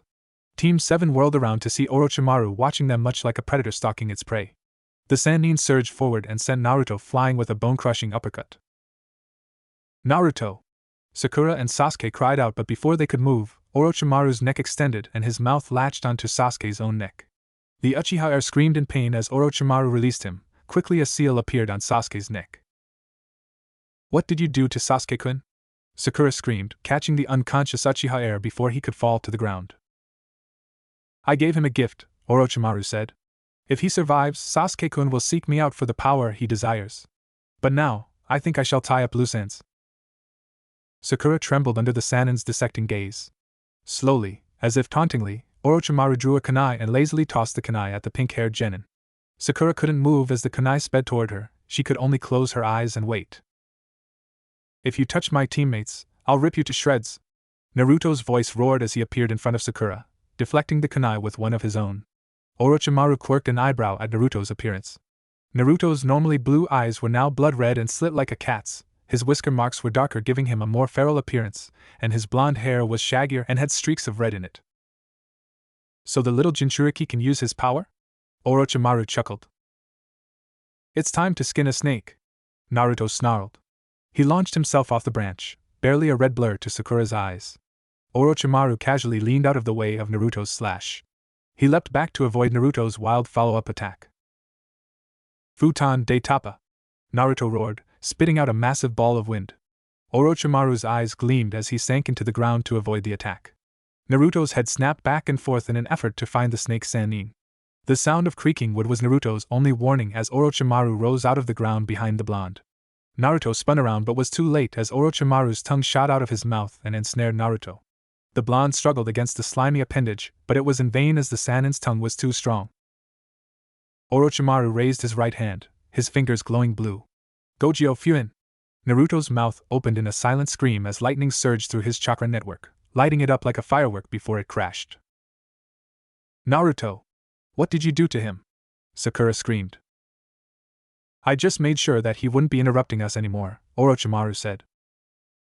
Orochimaru! A powerful voice boomed out over the clearing. Sakura and the Sannin looked up, Sakura's face lit up in joy and relief as the newcomers were the Hokage and 2 squads of ANBU.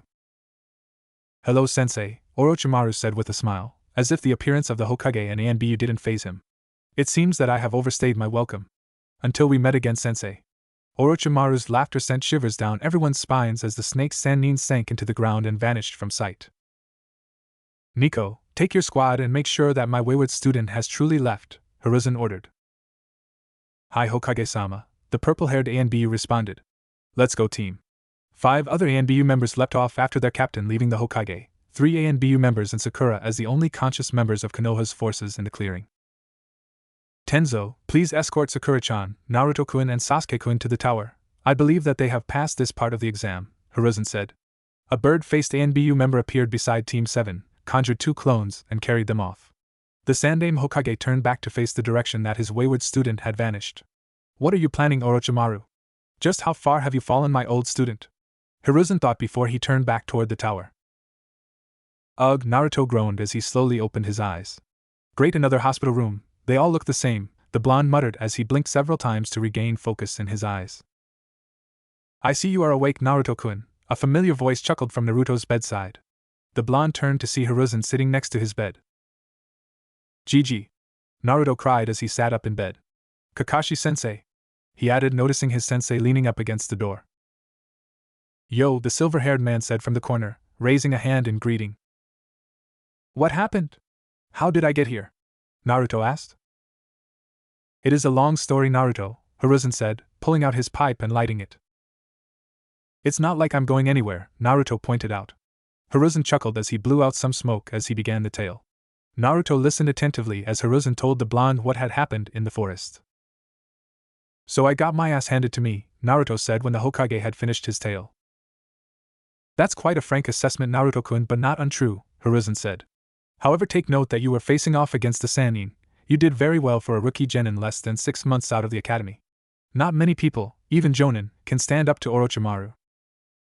What about Sasuke and Sakura-chan? Naruto asked. Sasuke-kun is recovering in another room, Hiruzen said. We had to wait until he awoke to deal with what Orochimaru did to him, but he will be okay. And Sakura-chan went to get something to eat, I believe, just before you woke up. So what happens now? You rest, Naruto-kun, Hiruzen said. The exam concludes in 2 days. You have been asleep for 2 days, and when the exam concludes you will be brought to the main hall. The door opened and Naruto turned to see a head of pink hair enter the room. Sakura-chan! Naruto cried. Naruto! Sakura responded. She quickly put down the tray she had been carrying on the bedside table and rushed over to Naruto's side. She threw herself at the blonde and embraced him, causing Naruto to go beet red. You idiot! The pink-haired genin shouted, bashing her fist into Naruto's head. Oh! What was that for, Sakura-chan? Naruto asked. That was for thinking you could take on a Sannin by yourself, Sakura chided. And for making me worry, she added in a whisper. What? After Orochimaru hit you that second time, you just went limp, Sakura said. Sasuke-kun was hurt too, and then you went and got yourself hurt too. You left me alone. Sakura's eyes closed as she tried to stem the tears that were beginning to form at the corners of her eyes. I'm sorry, Sakura-chan, I didn't mean to make you worry, Naruto said as he put his arms around Sakura. I promise that I will never leave you again, okay? Don't make promises you can't keep, idiot, Sakura muttered into Naruto's chest. You know me, Sakura-chan, I never go back on my word, Naruto chuckled. Now do you think you can get off me? I think my legs are falling asleep. Sakura's eyes shot open as she realized where she was. Baka! She screamed, slamming her fist into the back of Naruto's head once more while her face matched her hair in color. Hiruzen and Kakashi both chuckled at the sight. What's going on in here? Another familiar voice asked from the doorway. The room turned to see that Sasuke was standing in the doorway, leaning heavily on a crutch. Sasuke-kun! Sakura cried as she raced around the bed and threw herself at the Uchiha heir. Sasuke barely managed to stay upright as his teammates slammed into him. How you feeling, Dobe? Sasuke asked, looking at his blonde teammate over his female teammate's head. I feel like I've been kicked in the head by a horse then run over, Naruto responded. How about you? Same, Sasuke said. You know it's later now, right? Naruto blinked but then stiffened as the memory of Orochimaru reveling his Jinchuriki status flooded his mind. Yeah, Naruto, why did that Orochimaru call you a Jinchuriki or whatever? Sakura spoke up. Hiruzen and Kakashi quickly looked to Naruto, whose face was beginning to sweat. The blonde looked over at the aged Kage and his sensei. He could read their expressions and eyes. It is your decision, Naruto, both men thought. Naruto turned back to his teammates and took a deep breath. I can't tell you, at least not yet, Naruto said slowly. It's a village secret, and while I trust you both, this will definitely change how you see me and the village. Just give me some time, okay? Sakura looked like she wanted to argue, but a hand on the shoulder from Sasuke made the kunoichi keep her mouth shut. Hiruzen and Kakashi released the breath that they didn't realize that they had been holding. All right, Naruto, but I will hold you to that promise, Sasuke said, his onyx eyes boring into Naruto's blue eyes. Naruto nodded. Very well then, I believe that I should take my leave, Hiruzen said. I must stress to the three of you, not to mention the appearance of Orochimaru to anyone. We do not want panic spreading throughout the village, do you understand? The Hokage asked, though the tone of his voice meant it was an order, not a question. Hi Hokage-sama, the three genin chorused. The Hokage gave the three children a soft smile before leaving the room. Kakashi pushed off from the wall and looked each of his genin in the eye. Well done all three of you. I am very proud of how you have handled yourself, he said. But keep on your guard, the road only gets more difficult from here. Later. Scene break. Uzumaki-san, your presence is requested in the main hall, an ANBU member said after knocking on the door to Naruto's door. The preliminaries are about to begin. Hi, thank you ANBU-san, Naruto said, pulling on his hooded jacket. Naruto walked out of his room, hands deep in his pants pockets, heading toward the main hall thinking about what the ANBU operative said. Preliminaries, Naruto thought. Looks like too many teams made it through the forest? Lucky that we made it here so quickly. I would have hated to have to fight right after finishing the exam. As Naruto entered the main hall, he spotted Sakura and Sasuke standing over to the side. The rest of the Rookie 9 were also present, along with a team from Suna, an older team from Konoha. Hey Sakura, Sasuke, Naruto called as he made his way over to his teammates. Hi Naruto, Sakura said brightly. Sasuke just nodded curtly. Man, are we lucky that we got here so quickly, Naruto said. I would have hated to fight right after finishing the exam. What are you taking about, Dobe? Kiba's grating voice asked from behind Team 7. Naruto huffed at the sound of the Inazaka air. Well, we got here at the end of the third day, so we've been able to rest, Naruto said. What? Kiba cried. How the hell did you get here so fast? We just barely got here in time. We got lucky, Naruto said quickly. We found a weak team from AIM, and once we took their scroll, headed straight here avoiding any other teams. Man, you guys did get lucky, Kiba grumbled. Sakura and Sasuke looked over at their teammate and nodded, glad that he was able to seamlessly lie to their comrades about how they reached the tower. A large puff of smoke at the head of the room brought the genin's attention to the arrival of the Hokage and the remaining team senseis along with Anko, the proctor. Congratulations to all you who have passed the second exam, Hiruzen said. Now unfortunately there are still too many competitors to proceed directly to the third exam, so we will be having a series of preliminary matches to whittle down the competitors. What? Kiba cried. You can't be serious, we just got here and now we have to fight. That's your own fault, Genin, Anko snapped. You should have gotten here faster. Thank you, Anko-chan, Hiruzen said. Now, the board behind me will reveal two names and they will fight, the winner advancing on the third exam. Now many of you are probably wondering why we would be having preliminaries. Well, to be blunt, the Chunin exams are a substitute for war between the 5 great nations. War? Ino asked timidly. Yes, Hiruzen nodded. The Chunin exams were set up to create an environment where each village can show of their promising shinobi without all-out war. You're showing us off? Shikamaru asked. Why? Each village competes for missions and clients, Hiruzen said with a smile. And the Chunin exams allow us to foster healthy competition between the villages as well as show off our village's strength. A ninja appeared before the Hokage, a sword strapped to his back and his forehead protector worn as a bandana. Hokage-sama, perhaps it would be best for me to continue, the ninja asked. Very well, Haikuin, Hiruzen said with a sigh. My name is Hate Gecko, your referee and proctor for the preliminaries of the second exam, the sickly Jonin said. If you would all make your way up to the viewing platforms, we may begin. The genin made their way up to the platforms where they met with their senseis. Hey Kakashi-sensei, why didn't you tell us about this? Sakura asked. Well, I couldn't, Kakashi said. Senseis aren't supposed to tell their teams anything about the exams. And besides, if you are promoted to Chunin, you won't be my students any longer, and will be on your own most of the time. You have to learn how to survive on your own. Oh, Sakura said. But I am very proud of each of you for making it this far, Kakashi added with an eye smile.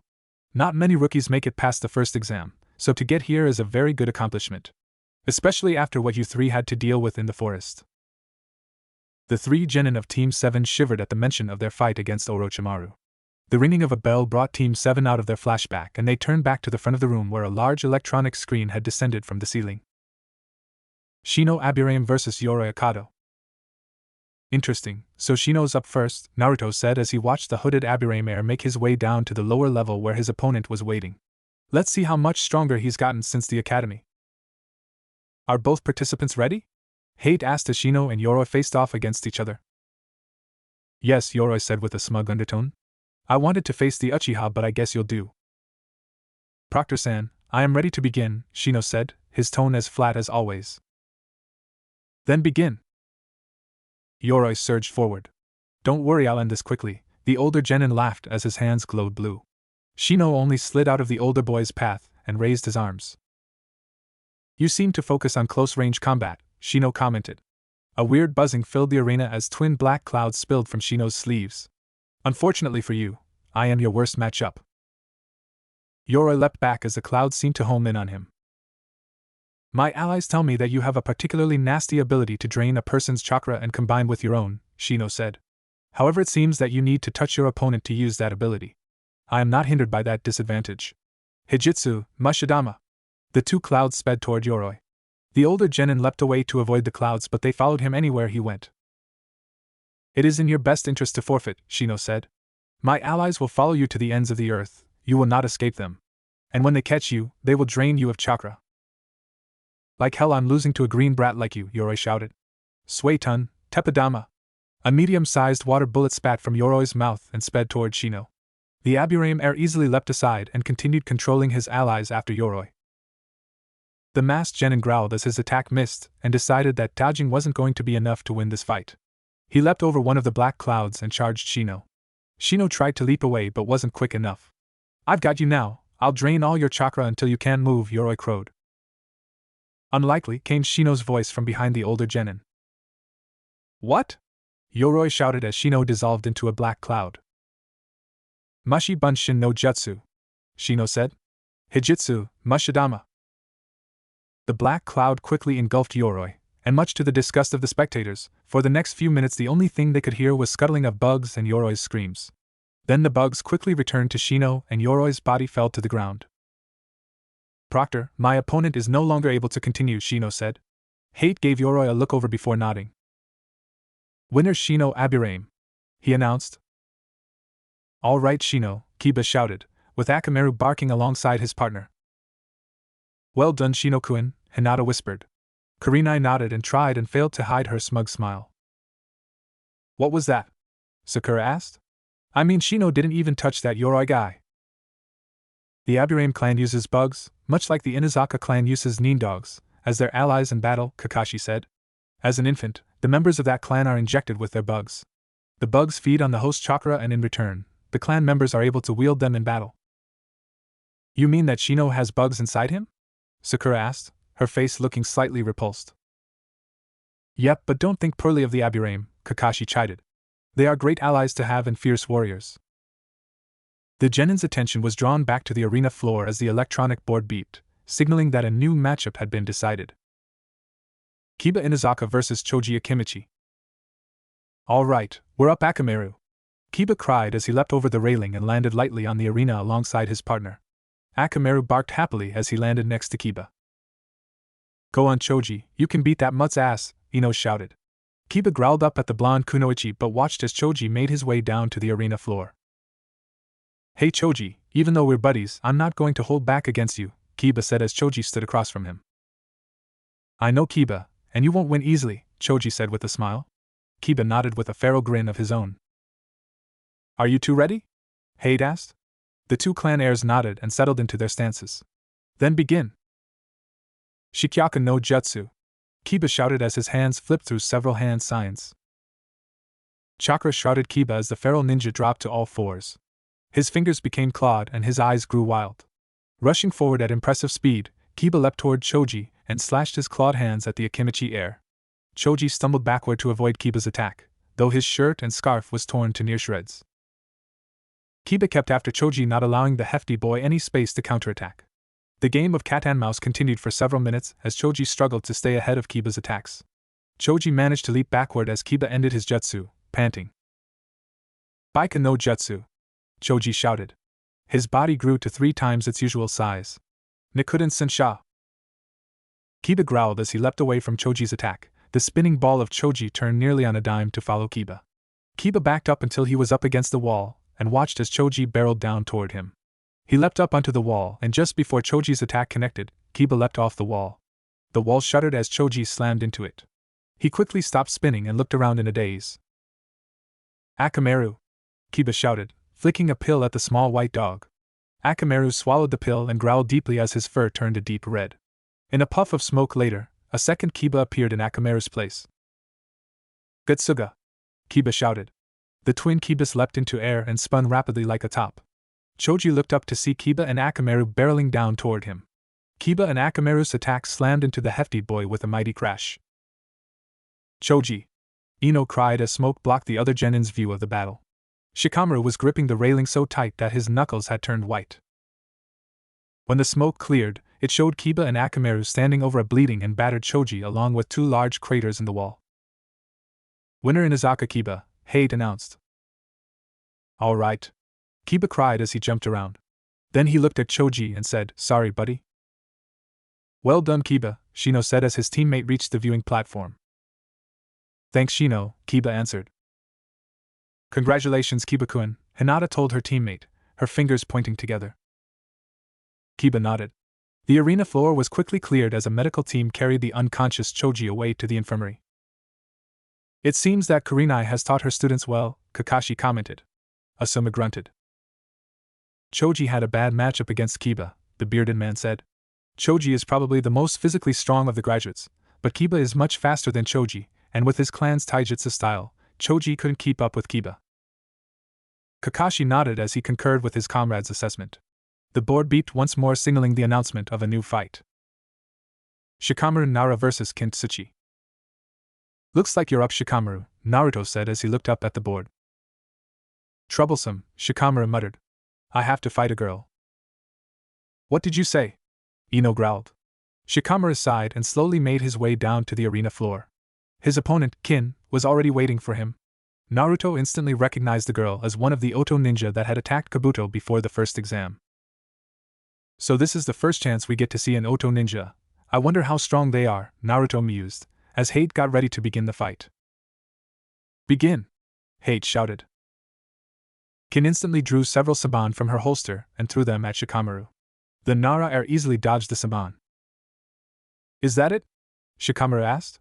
If it is, then this will be even more troublesome than I thought. Don't take me lightly, Kin shouted. Kaiga saban! She cried, flinging 2 handfuls of saban at Shikamaru. The Nara leapt backward as the saban sped through the space that he had just vacated. Shikamaru's eyes narrowed when he saw the smug grin on Kin's face. The dark-haired girl's hands twitched, causing a ringing noise to vibrate through the arena. Shikamaru's head instinctively turned toward the noise. Gotcha! Kin crowed as more saban appeared in her hands, and in a blur, she sent them toward Shikamaru. Shikamaru drew a kunai and blocked several of the saban. Ugh! Shikamaru grunted as 2 saban lodged themselves in his arm. Shikamaru! Ino cried out. I should have realized that as a ninja of the sound, you would have some sound-based ability, Shikamaru said as he yanked the 2 saban from his arm and tossed them aside. You throw those saban, some with bells attached, some without. Your opponent hears the ones with the bells on them and move to dodge them, but they won't notice the silent saban that are also being thrown. Very clever, Kin growled. But don't think you've beaten me just because you think you've figured out my ability. No, I've beaten you because you weren't minding your surroundings, Shikamaru said. Cage main non-jutsu success. What the? Kin cried as she felt her body freeze. But your shadow is nowhere near. Her head tilted down, and saw that a black shape stretching from her body to Shikamaru's own. How? I can make my shadow as large or small as I want, Shikamaru said. And even though those strings are extremely thin, they still cast a shadow. It's over. Shikamaru slowly drew a shuriken from his pouch. Kin's body mirrored Shikamaru, but her pouch was on the other leg. With a flick of his wrist, Shikamaru sent his shuriken at Kin, whose arm mirrored Shikamaru's actions but without actually throwing the projectile. Kin's eyes widened in fear as the whirling shuriken honed in on her neck. Clang! Winner Shikamaru Nara, Hate announced, the shuriken that Shikamaru thrown was deflected by a kunai thrown by the jonin. Shikamaru released Kin and slowly made his way back to the viewing platform with his cheering teammate. Kin also made her way up to her teammates, but Naruto could see that she was trembling and trying to avoid the eyes of her sensei. The board rotated once more and beeped to announce the next match. The name shown brought many different reactions from the competitors. Hyuga Hinata vs. Rock Lee. Yash! Lee shouted as he leapt down from the viewing platform. Naruto winced as he saw Hinata's face. She was trembling as she made her way down to the arena floor. Hinata-san, let us showcase our flames of youth and have a very youthful fight, Lee cried, giving Hinata a nice guy pose. Hinata flinched as she looked up at the other Hyuga in the room, who was looking down at Hinata with a smug and superior grin, though Naruto could see rage burning in the Hyuga's white eyes. Don't worry, Hinata, just do your best, Naruto cried. You never will know how strong you are unless you try. Hinata blushed brightly as Naruto's words of encouragement, and turned to face her opponent, who was bouncing up and down on his heels in obvious excitement. Lee-san, I hope that we have a good match as well and wish you luck, Hinata stammered out before falling into her juken stance. Lee blinked in confusion before his face grew into an even wider smile. Yash, Hinata-san, I wish you luck as well in our most youthful match, Lee cried. Begin! Hate cried, and instantly Lee shot forward. Hinata fell backward to avoid Lee's attack. Come on, Hinata, you can do this, Kiba encouraged. She won't win, Naruto sighed. What are you talking about, Naruto? Kiba snapped, his eyes snarling at the blonde.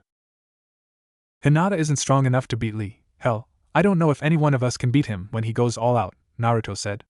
Also, Hinata is afraid of herself. She doesn't want to fight people because she fears hurting them, but what she's doing is even worse. Holding back against an opponent that isn't is just making things worse. Hinata heard her crush's words and crumpled mentally. Naruto-kun doesn't think I'm strong, she whimpered, narrowly dodging Lee's spin kick. If Hinata doesn't start fighting back, she'll never become strong enough to make sure that her friends can defend themselves, Naruto continued. If Hinata had truly tried in the academy, she would have easily been the best taijutsu user in our graduating class. But she held back because she was afraid of hurting us, but that just hurts us in the long run. We would overestimate our strength and get into fights that we have no chance of winning. We would think that we could beat a Hyuga. And then when we go up against a Hyuga that's not Hinata, we would get our ass kicked. If Hinata really cares for us, she will stop holding back and fight to her fullest. Please, Uzumaki, Hinata-sama will never become strong, the other Hyuga in the competition, Niji, sneered. She is just a pampered princess of the main branch. Hinata flinched at her cousin's word, at exactly the wrong time as Lee landed a heavy kick to her side, sending the Hyuga air flying across the arena floor. Hey Niji, Hinata is strong, Naruto growled. She cares more for her friends and loved ones than anyone here. She cares about them so much that she is hurting herself to make sure that she doesn't hurt us during a spar. And Niji, even though she's a main branch member, has you ever seen her use that seal? Niji's head snapped around to glare at Naruto. Yes, Niji, I know about that seal you hide, and I think it's disgusting that the Hyuga clan would divide their family in such a way, but Hinata hates that seal as much as you do, Naruto said, staring right at the Hyuga. Come on, Hinata, show us your strength. Don't hold back. We're all watching you. Hinata dimly heard Naruto's shout and struggled to her feet. She looked up at the balcony and saw her classmates looking down at her with encouraging looks, including Naruto. Naruto-kun is right. I have been afraid of hurting my friends, but that is only hurting them down the line, she realized. I will show you, Naruto-kun. I will show everyone my strength. Her eyes hardened as she settled into her juken stance. I apologize, Lee-san, Hinata said. I have not been truly honest with you. Naruto-kun is right. I haven't been fighting you at my best because I was afraid. I was afraid of hurting my friends, but by holding back I am hurting them. Naruto gave a small smile at Hinata's words. She's growing, Naruto thought. Yash! Let our flames of youth burn brightly, Lee cried as he settled into his own Goken stance. After an instant, Lee dashed forward, lashing out with a strong right cross. Hinata brought her right hand up to knock Lee's punch aside, but while she saw the attack coming, her body's reactions weren't fast enough to completely avoid the attack. It clipped her side, causing Hinata to wince in pain. Lee kept coming, lashing out with lightning-quick strikes. Slowly but surely Hinata's defense was battered down, and her clothes were dirted and torn, and she was breathing uneasily, trying not to move much due to her injuries. You have fought valiantly, Hinata-chan, but it has come time to end this, Lee announced. The black-haired boy vanished in a burst of speed and then reappeared behind Hinata. The Hyuga heir tried to turn but was too slow as Lee landed a crushing kick to Hinata's side that sent her crashing into the wall. Hinata slumped to the floor, limp and unconscious.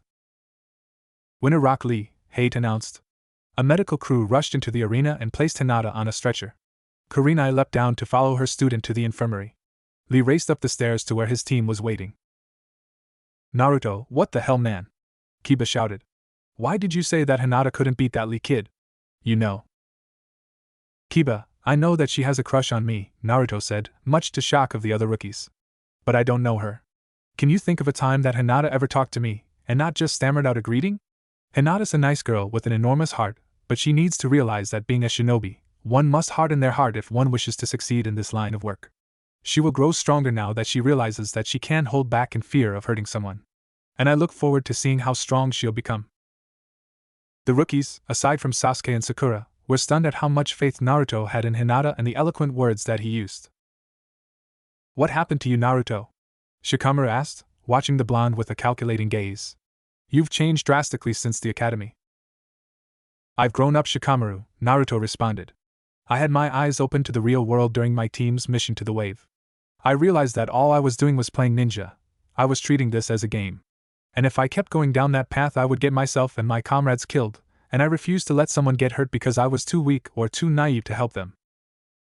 Shikamaru nodded at Naruto's words, his mind racing. Is that what I've been doing? He asked himself. Being a ninja is troublesome, but what would happen if I'm not strong enough to save Choji or Ino while on a mission? Could I live with myself if they died because I wasn't strong enough? The board beeped again, drawing everyone's attention to it to see who would be fighting in the next match. Temari vs. Niji Hyuga. So we get to see one of the Kazekage's children, Kakashi commented. And she's going up against Niji, interesting. It should be a good match. What do you mean, Kakashi-sensei? Sakura asked. Judging from that fan on her back, Temari is a futon user, Kakashi said. Suna has quite a few futon users in their village, many more than Konoha does. And the Hyuga clan is renowned for their close combat skills. Niji and Temari stood across from one another on the arena floor, waiting for Hate to begin the match. You should forfeit, you have been fated to lose this match, Niji sneered. We'll see, little man, Temari scoffed back. You Konoha shinobi are all talk from what I've seen. So you should just give up. I know all about the Hyuga clan and their taijutsu style. But that means you'll have to get close to me to use it. Too bad for you, you won't get anywhere near me. Begin! Hate cried. Niji surged forward, aiming to end the fight quickly. Temari had other ideas as she pulled the large metal fan from her back. When you see the 3 moons, this battle will be over, she said, leaping back to avoid Niji. She whipped her fan in front of her and sent a large gust of wind speeding toward Niji. The Hyuga's eyes widened as he took in the attack's range. The wide range of the attack didn't allow Niji any space to avoid the attack. Hakusho Kaiten! Niji shouted, as a sphere of blue chakra surrounded his spinning form. All of the Leaf Ninja watched in stunned amazement at the jutsu used by the branch member of the Hyuga clan. The Kaiten was reserved for only members of the main branch of the Hyuga clan. Amazing, Guy gasped as he watched his student. Temari quickly recovered her composure at seeing her jutsu being deflected and cast another futon jutsu at the Hyuga member. But once more, Niji used the Kaiten to deflect the jutsu. How are you doing this? Temari cried. Niji came to a stop, facing Temari, his Byakugan activated. It is fate, Niji said stoically. This match ends now. The Hyuga boy surged forward faster than Temari could react. Hack Sanjuni Sho. 8 trigrams 16 palms. With glowing fingertips, Niji struck at Temari, quickly closing off several chakra points in her arms and legs. The blonde Suna ninja dropped to the floor with a scream as she lost control of her limbs. Winner Niji Hyuga, Hate announced. Niji nodded and walked back to his team. The board spun once more and then beeped, revealing 2 new names. Sasuke Uchiha vs. Sakuabumi. Good luck, Sasuke-kun, Sakura said as Sasuke made his way past his team and down to the arena floor. Yes, Sasuke, you better not lose to that bastard, Naruto chimed in. Sasuke just gave a grunt as he passed. All right, I get to face the Uchiha, Zaku crowed. There's no way I'll lose. You must be pretty confident to think you even have a chance in beating me, that or you are dumber than Naruto, Sasuke scoffed. Naruto cried from the platform. Why, you arrogant bastard? I'm going to kick your ass, and I'll show you the strength of Odo, Zaku shouted. Begin! Hate shouted, leaping out of the way as Zaku started off the match with a bang. Zankaha! Zaku shouted, thrusting his arms towards Sasuke, whose Sharingan were spinning rapidly. The Uchiha air vanished in a burst of speed as two wind bursts shot through the air where Sasuke had just vacated. Where'd you go? Zaku cried as he looked wildly for Sasuke. Behind you, Sasuke whispered. Zaku whirled around, his arms ready to fire off another Zankaha, but Sasuke wasn't there. Man, you are slow, Sasuke's voice taunted from all around the arena. Katan, Hozenka no Jutsu. Zaku whirled around to see several small fireballs speeding toward him. Zankaha! The boy shouted. The futon attack was more powerful than the smaller Katan attack, however Sasuke had hidden shuriken in the fireballs and they hadn't been slowed by the futon attack. Arg! Zaku shouted in pain as the hidden shuriken sliced through his arms and legs, causing the boy to drop to his knees. Do you really think that a one-trick pony like yourself would be able to beat me? Sasuke sneered as he appeared before the down Oto ninja. Give it up, a nameless shinobi like you doesn't hold a handle to an Uchiha. Shut up. I will beat you. I'll show you my power. Zaku screamed. Zankakyakua. A massive burst of wind shot from Zaku's hands, much larger than the previous ones. Ha ha. I got you, you bastard. Zaku laughed as he surveyed an empty arena. Where's your words now? I was so strong that nothing is left of the last so-called Uchiha. What was that? Sasuke asked. Zaku's eyes widened for a split second before he was spitting blood as his head was rocked backward by a kick to the chin that sent him flying into the air. Sasuke appeared above the Oto ninja and sent the boy crashing to the arena floor with a devastating spinning axe kick to the chest. Zaku only had time to cry out weakly before he fell unconscious. Winner Sasuke Uchiha, Hate announced. Sasuke didn't look back as he walked back up to his teammates. You did it, Sasuke-kun. Sakura cried as she tried to embrace Sasuke, but the dark-haired boy smoothly moved out of the way. Nicely done, Sasuke, Naruto said, nodding to Sasuke. Sasuke nodded back to his blonde teammate and leaned against the wall. The medical staff quickly appeared and took Zaku away before the board started moving again. It beeped, drawing the attention of the room. A feral grin appeared on a certain blonde ninja's face. Naruto Uzumaki vs. Tenten. Naruto leapt over the railing, landing lightly as his opponent landed opposite of him. It's been a long time at Tenten? Naruto commented. That's right, Naruto, so you finally managed to graduate, good, Tenten answered, grinning at her former classmate from the academy. Of course I did, you know that I'm a great ninja. Naruto retorted, though from the tone of his voice, the crowd could tell that he wasn't angry. And that's why it took you 3 times to pass? Tenten shot back with a grin. Naruto's head dropped. You're mean, Tenten, Naruto said with a pout. Both opponents looked at one another for a brief moment before breaking out into laughter. Are you two ready? Hade asked, rolling his eyes at the pair. Naruto and Tenten only nodded in lieu of answering verbally. Right then, begin. Tenten quickly drew several kunai and flung them at Naruto. The blonde drew his own pair of kunai and deflected them, then sprang forward. Tenten leapt away from Naruto and pulled some shuriken from her holster. She threw the shuriken and flashed through several hand signs. Shuriken Kage Bunshin. The 3 shuriken multiplied into 30. Kage Bunshin no Jutsu. Naruto shouted. A large puff of smoke engulfed the arena and roughly 30 clones raced out of the smoke. The kunai peppered the clones, dispelling them, but they did their jobs. The original Naruto surged out of the cloud, 2 kunai drawn, and their blades looked different than normal kunai. It was as if they had been extended. That's futon manipulation. Asuma choked. Naruto has a futon affinity? He asked Kakashi. The silver-haired Jonin nodded. He's only just started, but Naruto has come a long way, with his special training method, Kakashi answered. He's managed to learn 1 futon jutsu and can use chakra nagashi. Really? Asuma asked, looking very impressed.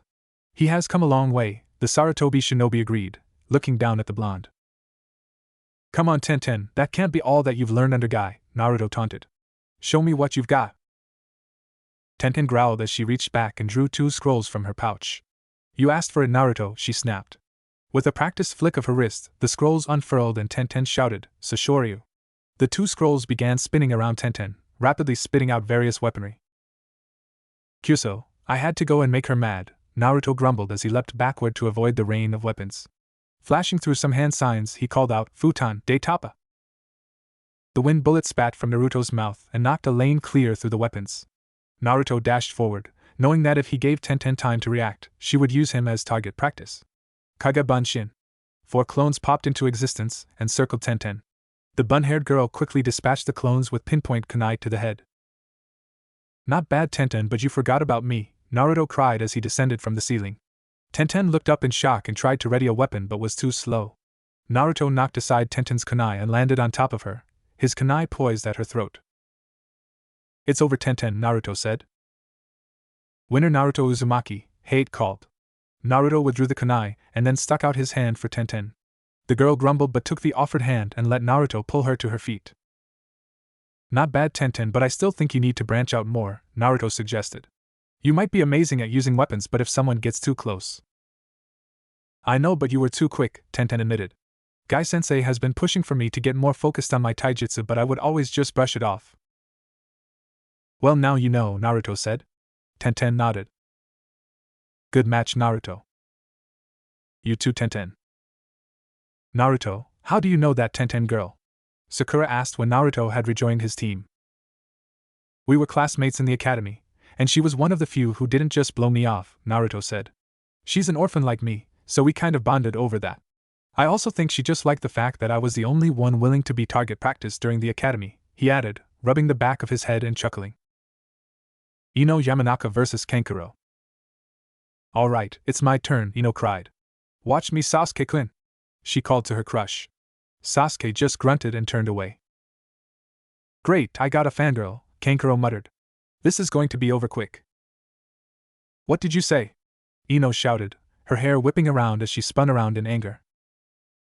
Just get down here so I can end this fight in one shot, Kankuro called from the arena floor, waiting for Ino to arrive.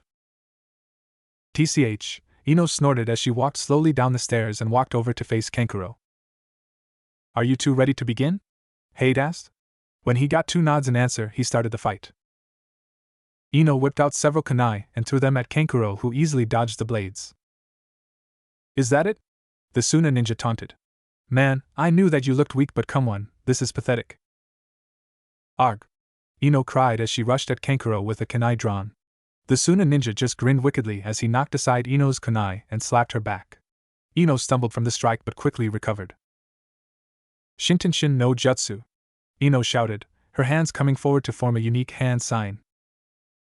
It's over, Shikamura muttered. You got that right, that blondie is done for, Temari's voice carried across the arena. You would think that a Yamanaka would know about the risks of using that jutsu. Kankuro shot forward, drawing a kunai and placing at Ino's throat. Winner Kankuro, Hate announced quickly. Wow, that was kind of pathetic, said Naruto. I thought that Ino would have gotten a lot stronger since the academy. I mean, she's a clan heiress, so shouldn't she know what this life is like? The blonde Kunoichi shook her head, as she seemed to come back to herself. What happened? She asked. You lost, Hade said blankly. What? How could I have lost? Ino cried. You missed with your jutsu and I took advantage, Kankuro answered Ino's question. Damn, you are weak. I didn't even have to use a jutsu to beat you, he laughed as he made his way back up to his team. Temari was sneering down at the Yamanaka heir, who was looking like she was about to cry. Asuma leapt down to his student's side. Come on, Ino, we need to leave the floor so they can continue the matches, the bearded man said softly. Ino barely managed to nod her head. Asuma placed a hand on Ino's shoulder, and the pair vanished in a swirl of leaves only to reappear on the platform. Sakura made her way over toward her former friend, but a hand on her shoulder stopped her. What? She snapped at Naruto. You're up, Naruto answered, pointing at the board. Sakura Haruno vs. Dose Kinuta. Good luck, Sakura-chan, Naruto said. But be wary, he uses some sort of sound attack. When those guys jumped us before the first exam, his punch missed, but it still felt like I got my bell rung. Sakura nodded and turned towards Sasuke, a hopeful expression on her face, which faltered slightly when Sasuke only gave her a sharp nod. Sakura made her way down to the arena floor where her opponent was already waiting. Took you long enough, girl, Dosa sneered. Let's just get this over with. I might not have gotten to fight the Uchiha, but at least I can get some measure of revenge on his teammate. Naruto and Sasuke's eyes narrowed at Dosa's threat, while Sakura had to keep herself from trembling. I don't care if you wanted to fight Sasuke-kun, Sakura managed to say without stuttering. I'm your opponent and you won't beat me that easily. We'll see, Dosu responded, the bandages around his mouth twisting into what was most certainly a wicked grin. Are both fighters ready? Hade asked. Dosu and Sakura nodded, either taking their eyes off of the other. Then begin. Sakura leapt backward and drew several shuriken, tossing them at Dosu. The bandaged Oto ninja just raised his metal-encased arm and blocked the shuriken. Pathetic, he sneered. It seems that only that Tenen girl is a true kunoichi. You and that Yamanaka only cared about your appearance, never giving a thought to training. You are weak. Sakura cringed but drew a pair of kunai. She quickly launched one at Dosu, who merely blocked it once more. Surely you can do more than that, Dosu challenged. At least make me work for something. Suddenly a hissing noise drew his attention from Sakura. He looked down at the deflected kunai and saw an explosive tag wrapped around the handle. Kyuso, Dosu cursed as he leapt away just in time. The explosion shook the arena. Take this, Sakura cried as she came bursting through the smoke, kunai poised to strike. Dosu's visible eye narrowed. Not bad, using that explosive tag as a diversion, but you'll need more than cheap tricks to beat me, he shouted. Sakura slashed the kunai at Dosu, but she found it blocked by Dosu's gauntlet. You're done for now. You know what makes this arm so special. Anytime I do this, he flicked the metal. Sakura screamed as she felt something drill into the side of her head. She dropped the kunai and fell to her knees, clutching her head. The inner ear is one of the most delicate parts of the human body, Dosu sneered, standing over Sakura. He flicked the metal gauntlet again, causing Sakura to scream once more. Blood was beginning to leak from under her hands. The slightest directed sound can cause anyone to lose their balance. It can't be protected against, and it is truly excruciating, isn't it? Sakura screamed herself hoarse as another stabbing pain filled her head. It felt like someone was drilling something into her ear. Her vision was beginning to waver as another wave of pain crashed over her. Stop the fight! Naruto cried out. Can't you see he's just torturing Sakura-chan? He's won, it's over! Dosu looked up at Naruto, whose eyes were beginning to shift between blue and red, and smiled evilly. So you like this pathetic little worm, Dosu sneered. Well, let's see how much you like her when she can't hear you. Kayamaizen! Those with the dojutsu saw a drill made of chakra and sound waves emanate from Dosu's right arm and drill itself into Sakura's ear. Sakura only had enough time to cry out weakly before she collapsed to the floor, blood beginning to pour from her ears and nose. I'll kill you! Naruto roared as he and Sasuke leapt over the railing. Enough! The Hokage's stern voice boomed out and echoed around the arena. Naruto, Sasuke, you will return to your spots or you will be disqualified. But old man. Now Naruto! Hiruzen's voice was heavy with command. This was his Kage voice as Naruto put it. The blonde looked like he wanted to forget the order and tear Dosu to shreds, but the firm hand of Kakashi kept him under control. Winner Dosu Kinuta, Hate, finally announced. Dosu scoffed and turned back toward his team. He had reached the stairs when he felt a shiver travel up his spine. Dosu looked over his shoulder to see Naruto kneeling next to Sakura while the medical team came rushing out. Naruto gently brushed aside some hair that had covered Sakura's face, and then dipped his fingers in her spilled blood. I swear on my name and this blood that if we meet in the finals, Dosu, Naruto growled. There won't be enough of you to fit in a matchbox. You better start praying to Kami because next time we meet, your soul is mine. Dosu tried to sneer back at the blonde boy, but a vision came to him. Behind Naruto, the hazy figure of a massive fox appeared and opened its maw, teeth gleaming. Its eyes were burning like the very pits of hell itself. Dosu couldn't contain the shiver of fear that raced across his nerves. TCH, whatever brat, Dosu scoffed as he walked up the stairs, trying not to feel the bead of sweat trickling down his neck. Come along, Naruto-kun, Sasuke-kun, Kakashi said as the medical crew took Sakura away. The final match is about to begin. Both boys looked up at the board and saw the names of the final two competitors. Gaara vs. Misumi. Kabuto's final teammates start off at the red-haired Suna ninja with a smug grin. Let's get this over with, squirt, Misumi sneered. Gaara just stared back impassively as he waited for Hate to begin the match. Begin! Misumi surged forward, intent on ending the match as quickly as possible. And that's just what Gaara did. A pillar of sand shot from the gourd on Gaara's back and quickly encased Misumi. Sabaka Soso! Gaara uttered, clenching his fist. Misumi only had time to scream weakly before the sand compacted tightly, crushing him.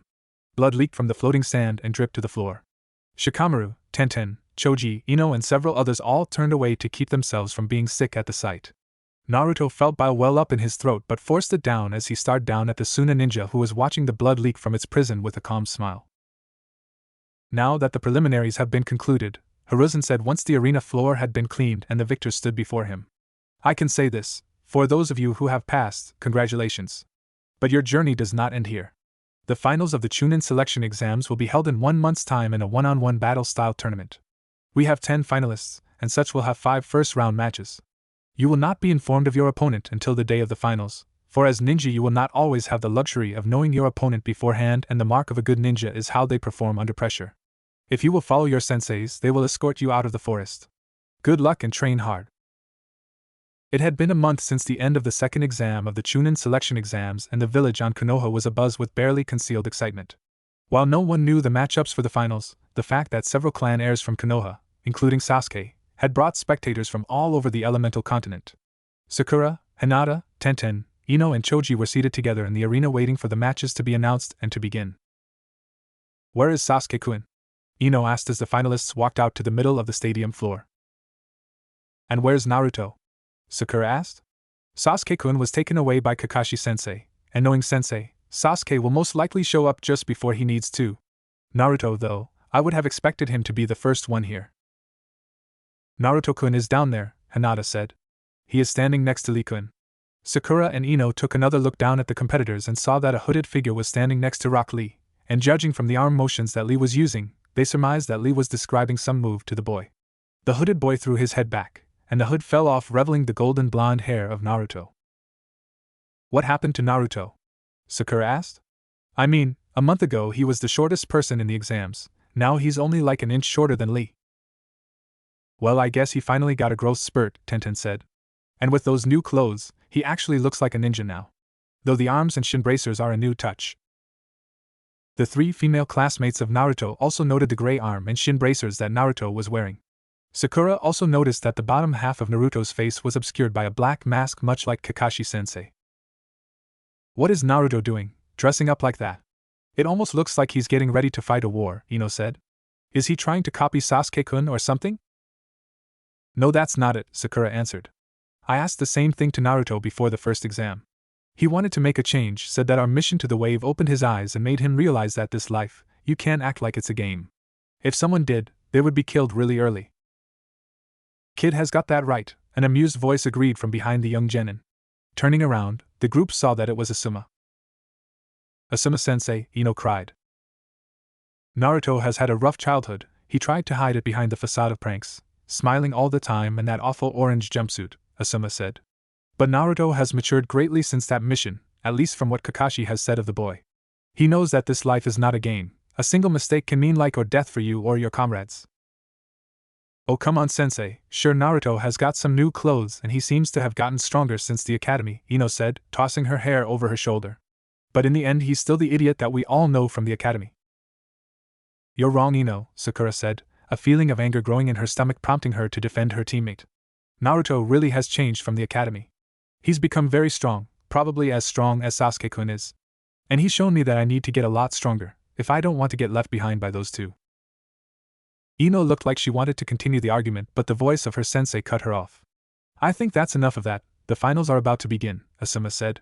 The group turned away from the bearded jonin and back to the stadium floor where a bandana-wearing jonin was stepping forward to address the crowd.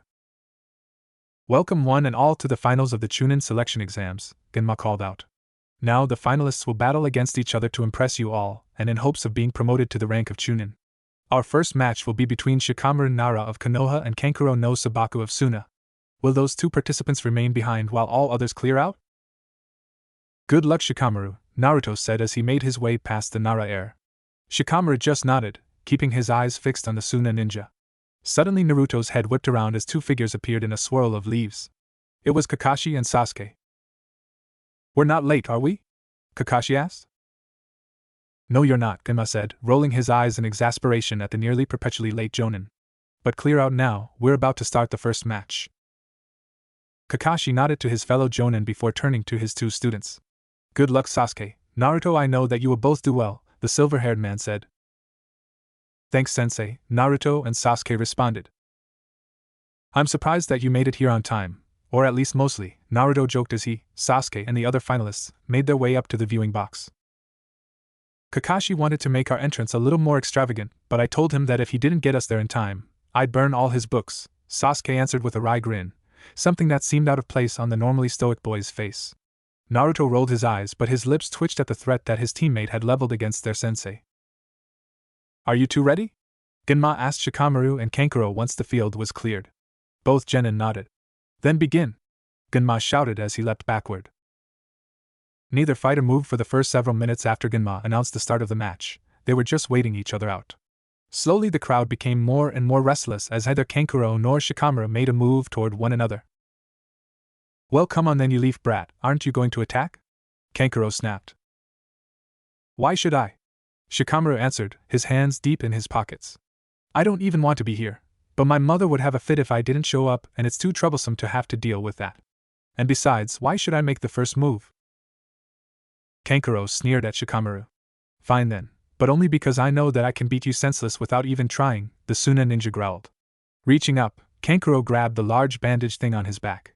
Swinging it off his back, Kankuro flicked his wrist and the bandages quickly unfurled, revealing a rickety-looking doll with several arms and a head that looked much like a horse.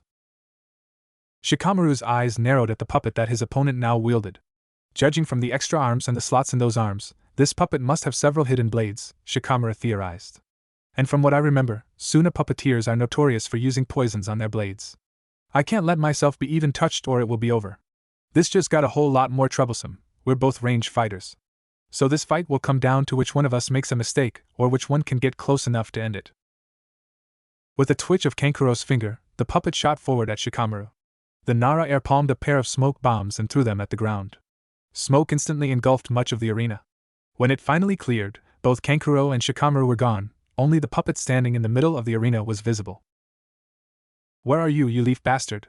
Kankuro thought from his hiding spot. I need to end this quickly before I show too many of Crow's features. Across the arena floor, the second combatant was also analyzing the situation.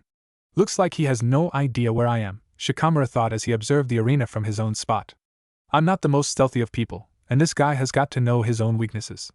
My best shot is luring him out of his hiding spot, but to do that I've got to make him think he's won so he'll reveal himself. And the only way to do that troublesome. Kankuro's eyes scanned the arena, searching for any sign of his opponent, but he came up empty. Damn it, where are you? I know that you are watching for me. I guess I'll have to flush the bastard out. With a twitch of his fingers, Kankuro had Crow's chest flash open and a brace of kunai shot out of the puppet. The puppet sent volley after volley of kunai into the various thickets of woods that dotted the arena perimeter. Come on, you bastard, where the hell are you? He growled. I know that you are out there somewhere. The rustling of leaves jerked Kankuro's head around to his right, Crow following suit. Kankuro saw movement in the thicket of trees opposite him. There you are, he cried and sent Crow surging forward with a twitch of his finger. Kyuso! Shikamaru cursed as he leapt from his hiding spot. Kankuro's puppet came crashing after him. He dove into a forward roll to avoid the slash of Crow's arm. Shikamaru could see the poison dripping from the wooden puppet's blades, and swallowed nervously. Kagame no Jutsu! Shikamaru cried. His shadow shot out and toward Crow. The puppet leapt back and quickly tried to circle around Shikamaru, but the boy's shadow raced after the puppet. Shikamaru could feel his chakra reserve quickly depleting as he kept his jutsu active and shadow moving around his body like a shield. He knew that if he didn't catch the puppet soon, he'd run out of chakra and that would be it. Reaching into his pouch, Shikamaru grabbed a flash bomb and tossed it into the air. He quickly covered his eyes as the flash bomb ignited, covering the arena in a blinding light. Shikamaru used the extended and strengthened shadow to extend his shadow to cover nearly the entire arena floor. Kyuso! Shikamaru panted as he fell to his knees with sweat dripping from his brow. I missed. Yeah, you did, you weak-ass punk, Kankuro laughed as he stepped out of the woods, Crow at the boy's side. Clever idea, using that flash bomb to expand the range of your shadow without wasting chakra, but it still wasn't enough. I know that you don't have enough chakra to try that trick again. You might as well give up, you have no chance of winning now.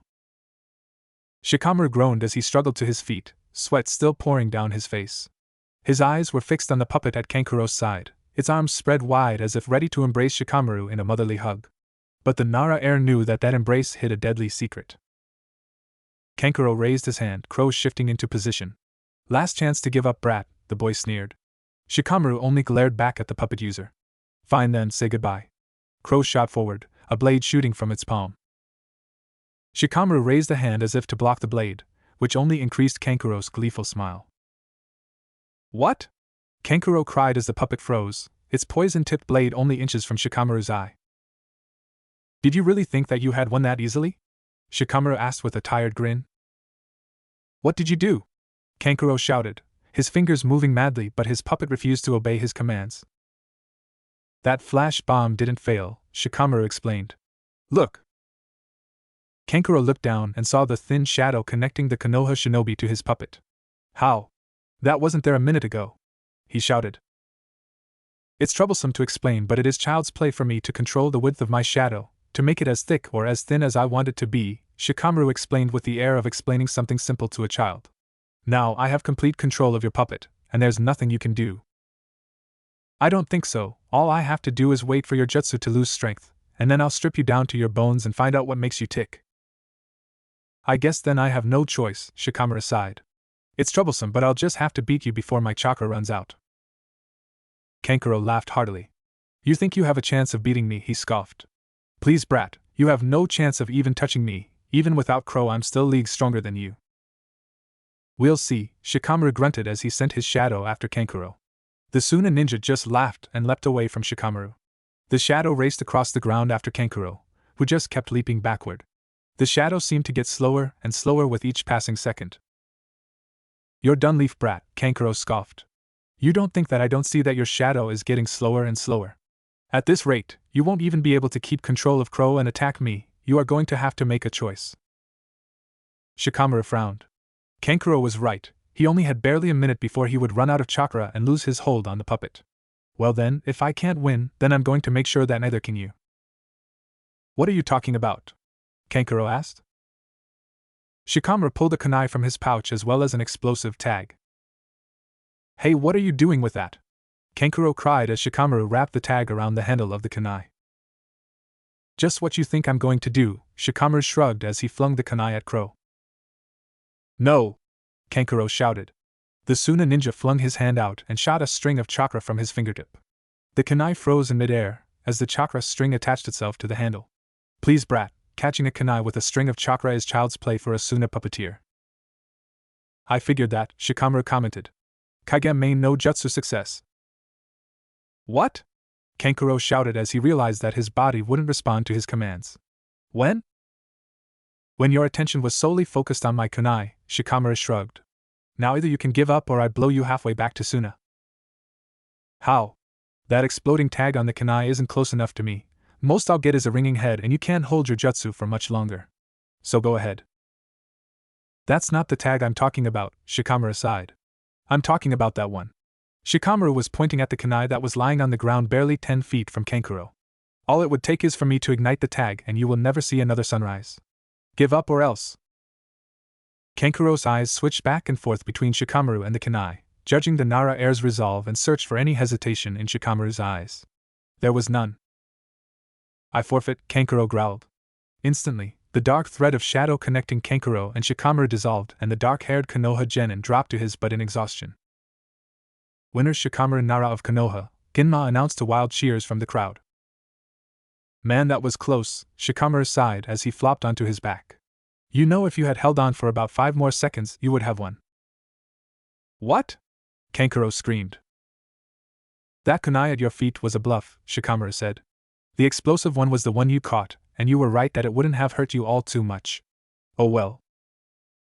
Kankuro looked furious and was about to launch himself at the lazy Konoha shinobi when the proctor cut in.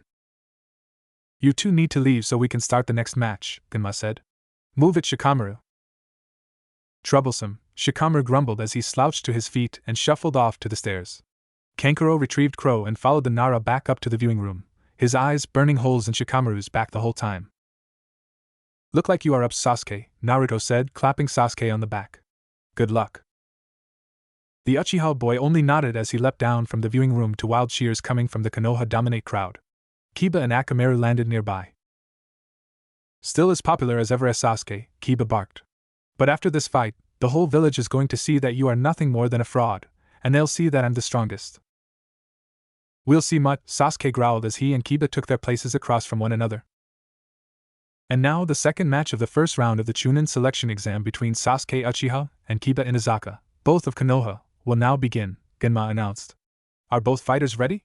Sasuke and Kiba nodded, not taking their eyes off the other. Right then, have at it. In a flash, Genma leapt backward as a large fireball sped toward Kiba. The feral boy dove sideways to avoid the Katon Jutsu and drew a kunai in time to deflect Sasuke's own kunai. Not bad, Kiba. Seems that you have improved enough to block my first attack, Sasuke commented. But you are still not strong enough to challenge me. Shut your arrogant mouth, Uchiha, Kiba snarled. I don't care how strong you think you are, I will not lose. Akamaru. Sasuke ducked blindly as he heard Kiba's nean-dog companion bark from behind him. The white puppy barreled over Sasuke's head. The Uchiha leapt back from the now reunited pair. Sasuke knew that the pair was much stronger when together, and his plan had been to separate the duo with that Katon Jutsu and then end it quickly. But he had underestimated Kiba and Akamaru's growth and strength from the academy. Katon, Hozenka no Jutsu. Sasuke blew a brace of small arching fireballs at Kiba and Akamaru. But the pair leapt over the jutsu easily. Kiba palmed several shuriken and flung them at Sasuke. The Uchiha heir countered with his own shuriken. As the throwing stars fell to the ground, Sasuke drew a pair of kunai and charged the partners. Kiba drew his own kunai and returned the charge. The two boys met in the middle of the arena with a clash. In the stands, the crowd was going nuts as they watched two clan heirs of Konoha battle each other. Akamaru raced around from behind Kiba and leapt at Sasuke, his jaws wide. Sasuke quickly leapt away from the puppy. He probably could have kicked the dog aside easily but didn't want to hurt the puppy. Sasuke wanted to fight Kiba at his full strength. He wanted to see how much his comrade and himself had progressed since graduating. Come on, Kiba, enough holding back, Sasuke chided. Show me your strength. Fine, Kiba growled. Now Akamaru. Jujin Bunshin. In an explosion of white smoke, Akamaru vanished and was replaced by another Kiba. Shikyaku no Jutsu. Kiba snarled. Chakra engulfed the pair as their fingernails grew into claws, their eyes and faces grew even more feral and their canines grew longer into fangs. Sasuke's eyes bled red as he activated his Sharingan in preparation for Kiba's attack. And the Uchiha heir didn't have to wait long. Gutsuga! Kiba roared as he and the transformed Akamaru raced toward him. They quickly spun and formed two twin tornadoes of destruction. Sasuke dashed forward, trusting his Sharingan to give him an advantage to avoid the attack. Gah! Sasuke growled as he gripped his shoulder. Blood was leaking slightly through his fingers from the claw wounds that Kiba or Akamaru had scored on him. First blood goes to me, as Sasuke, Kiba chuckled as he and Akamaru landed behind Sasuke. Lucky shot, Kiba, Sasuke admitted. But that won't happen again. He drew 5 shuriken and flung them at Kiba. Shuriken Kage Bunshin no Jutsu. The 5 shuriken quickly became a swarm of 25. The Inazaka heir and his partner quickly spilt apart, allowing the rain of deadly metal to speed between the duo. Katon, Gakakyu no Jutsu! Sasuke shouted. A large fireball spat from Sasuke's mouth and sped across the arena toward the figure who Sasuke thought was Akamaru. The Kiba that Sasuke attacked dodged the Katon Jutsu easily by leaping above the fireball. However, this was a mistake as Sasuke raced forward in the fireball's shadow. The black-haired boy had 2 kunai in his hands as he leapt at Kiba. Kiba snarled as he swiped at Sasuke, who easily blocked the claw strikes with his kunai. Gutsuga! Sasuke heard Kiba shout from behind him. Sasuke paused for a second as he readied himself to execute his newest move. The raven-haired boy felt the tug of the technique and looked up to see the grey drill that was Kiba slam into the log that Sasuke had switched himself with. Katon, Fenikusaheki! Sasuke cried. Several small birds of fire flew from Sasuke's mouth and soared toward Kiba and Akamaru. Kiba and Akamaru spun around in time only for the Katon Jutsu to slam around them.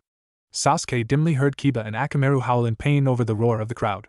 With his Sharingan, Sasuke saw 2 shapes burst from the smoke.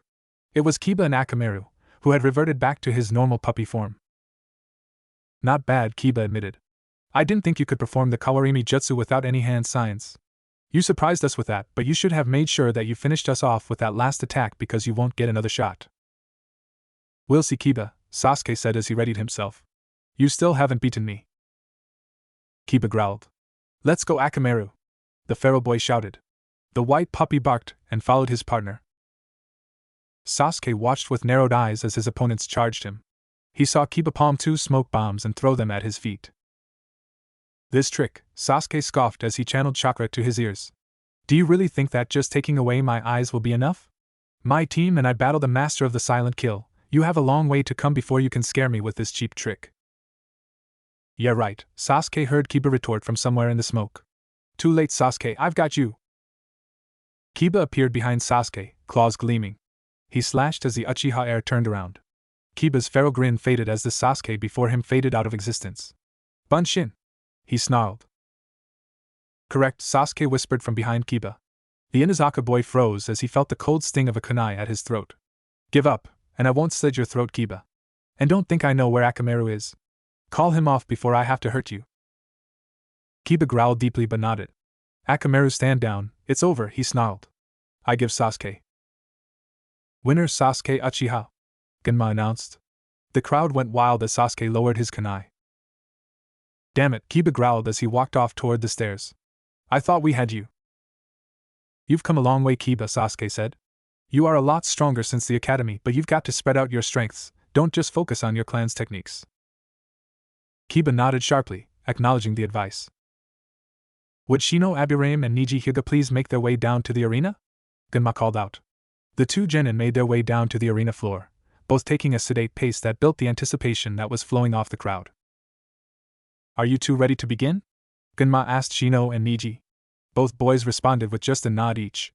Right then, the match between Niji Hyuga and Shino Aburame will now begin. The Jonin leapt backward to give the combatants room to do battle. Perhaps you should give up, Niji sneered, activating his Byakugan. You have no chance of beating me. I am the strongest genin in this tournament. You, Aburame, might be strong since you and that mutt have had to carry the weakling Hinata through the first two exams, so I will not hold back, but you cannot win. I shall not hold back either, Niji, Shino answered. Why? Because you insulted my teammates, and that is something I will not stand for. Very well then, Niji said. But she does not deserve your respect and loyalty, she is weak and will always be weak. Shino only raised his arms. Twin black clouds came spilling from his sleeves. Niji shifted into the opening stance of the Jukin as Shino's allies began swarming around the sunglasses-wearing boy. Hijitsu, Kuchu Ishi. Secret Jutsu, Beetle Swarm, Shino uttered. A large cloud of Shino's bugs surged toward Niji, spreading out to surround Niji. Kaiten! Niji cried as he spun on his heel, creating a large dome of chakra. Shino's bugs fell to the ground as they were shredded by Niji's chakra. You cannot defeat me, Niji stated. You should just give up, you'll never get close enough to drain my chakra. Perhaps, Shino said. But I still have the advantage. You must constantly defend against my attacks, for if one of my attacks land, my allies will drain you of your chakra and you will lose. Well then, I will have to defeat you before that happens, Niji retorted with supreme confidence. He dashed forward, sending out several small bursts of chakra to keep Niji's bugs from attaching themselves to his body. Behind Shino's sunglasses, the boy's eyes widened at the impressive display of tactics and chakra control. Impressive idea, Niji, Shino commented as he leapt backward to gain space from the hard-charging Niji. But how long can you keep this strategy up? As long as I must, Niji answered. But Niji knew that he couldn't keep his strategy going for very long. The constant flaring of his chakra was rapidly draining his reserves. He had to finish this fight now. Dashing forward quicker than before, Niji sent Shino reeling with several Jukin strikes to the boy's arms and legs, causing Shino to fall to his knees. This battle is over. You are correct, it is, a voice said from behind Niji. The Shino that was kneeling before Niji dissolved into a swarming black mass. What? No!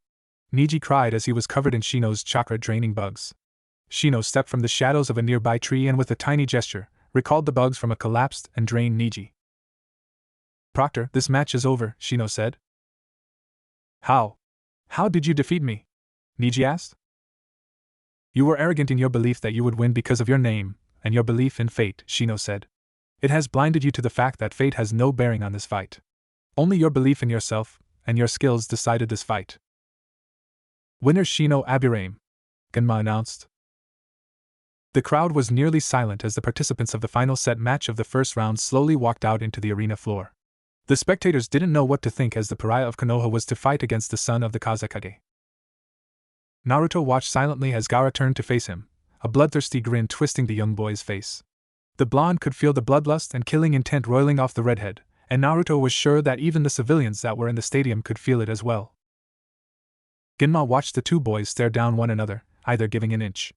The fourth match of the first round of the Chunin selection exams between Naruto Uzumaki of Konoha and Gaara no Sabaku of Suna will now commence. Are you two ready? Naruto nodded while Gaara remained still, only the uncorking of his gourd signaling his consent. Then the fight shall begin. Instantly, a large stream of sand shot out of Gaara's gourd and sped toward Naruto. With nary a thought, Naruto created a Kage Bunshin and Kawarimi'd himself with it. The sand slammed into the clone, dispelling it, and then sent itself after Naruto. All right then, Naruto said. Taja Kage Bunshin. The arena became engulfed in smoke for a brief moment, but when it cleared, the spectators were stunned to find themselves surrounded by a sea of blonde ninja.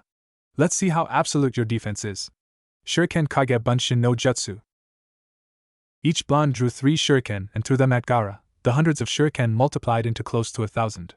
The rain of metal was so vast and thick that it blocked out the sun. Naruto, his clones and the crowd watched as the deluge of deadly steel covered the entire arena in dark metal. In the middle of the arena, a sphere of sand that was littered with shuriken was all that remained of Gaara. So that didn't do it, Naruto commented. Just the shuriken were not strong enough, so let's pick this up a notch. Naruto plucked 2 kunai from his pouch and then nodded to a nearby clone. Naruto threw the 2 kunai at Gaara. The clone flashed through a few hand signs and cried out, Futon, de Tappa. The Futon Jutsu propelled the 2 kunai to speeds nearly invisible to the naked eye. Gaara's sand created a large hand out of the sand and raised itself to block the kunai. The Futon propelled kunai bit deeply into Gaara's sand but didn't pierce all the way through. Pathetic Uzumaki, Gaara growled. Show me your strength, prove your existence to me so I can destroy you. The redhead raised a hand, the sand obeyed his will and shot up into air, swirling around in a large tornado. The sand and wind kicked up the scattered shuriken and flung them into the air, dispelling Naruto's clones by the dozens. 2 clones grabbed Naruto by the arms and threw him high above the stadium just before they were struck by several shuriken. Naruto looked down at the arena floor, where Gaara was looking up at him with a crazed expression. Let's see how you handle this, Naruto cried. Suetun, Teppadama Renda. Water release, water bullet barrage. He and his remaining clones spat large globes of water down at Gaara.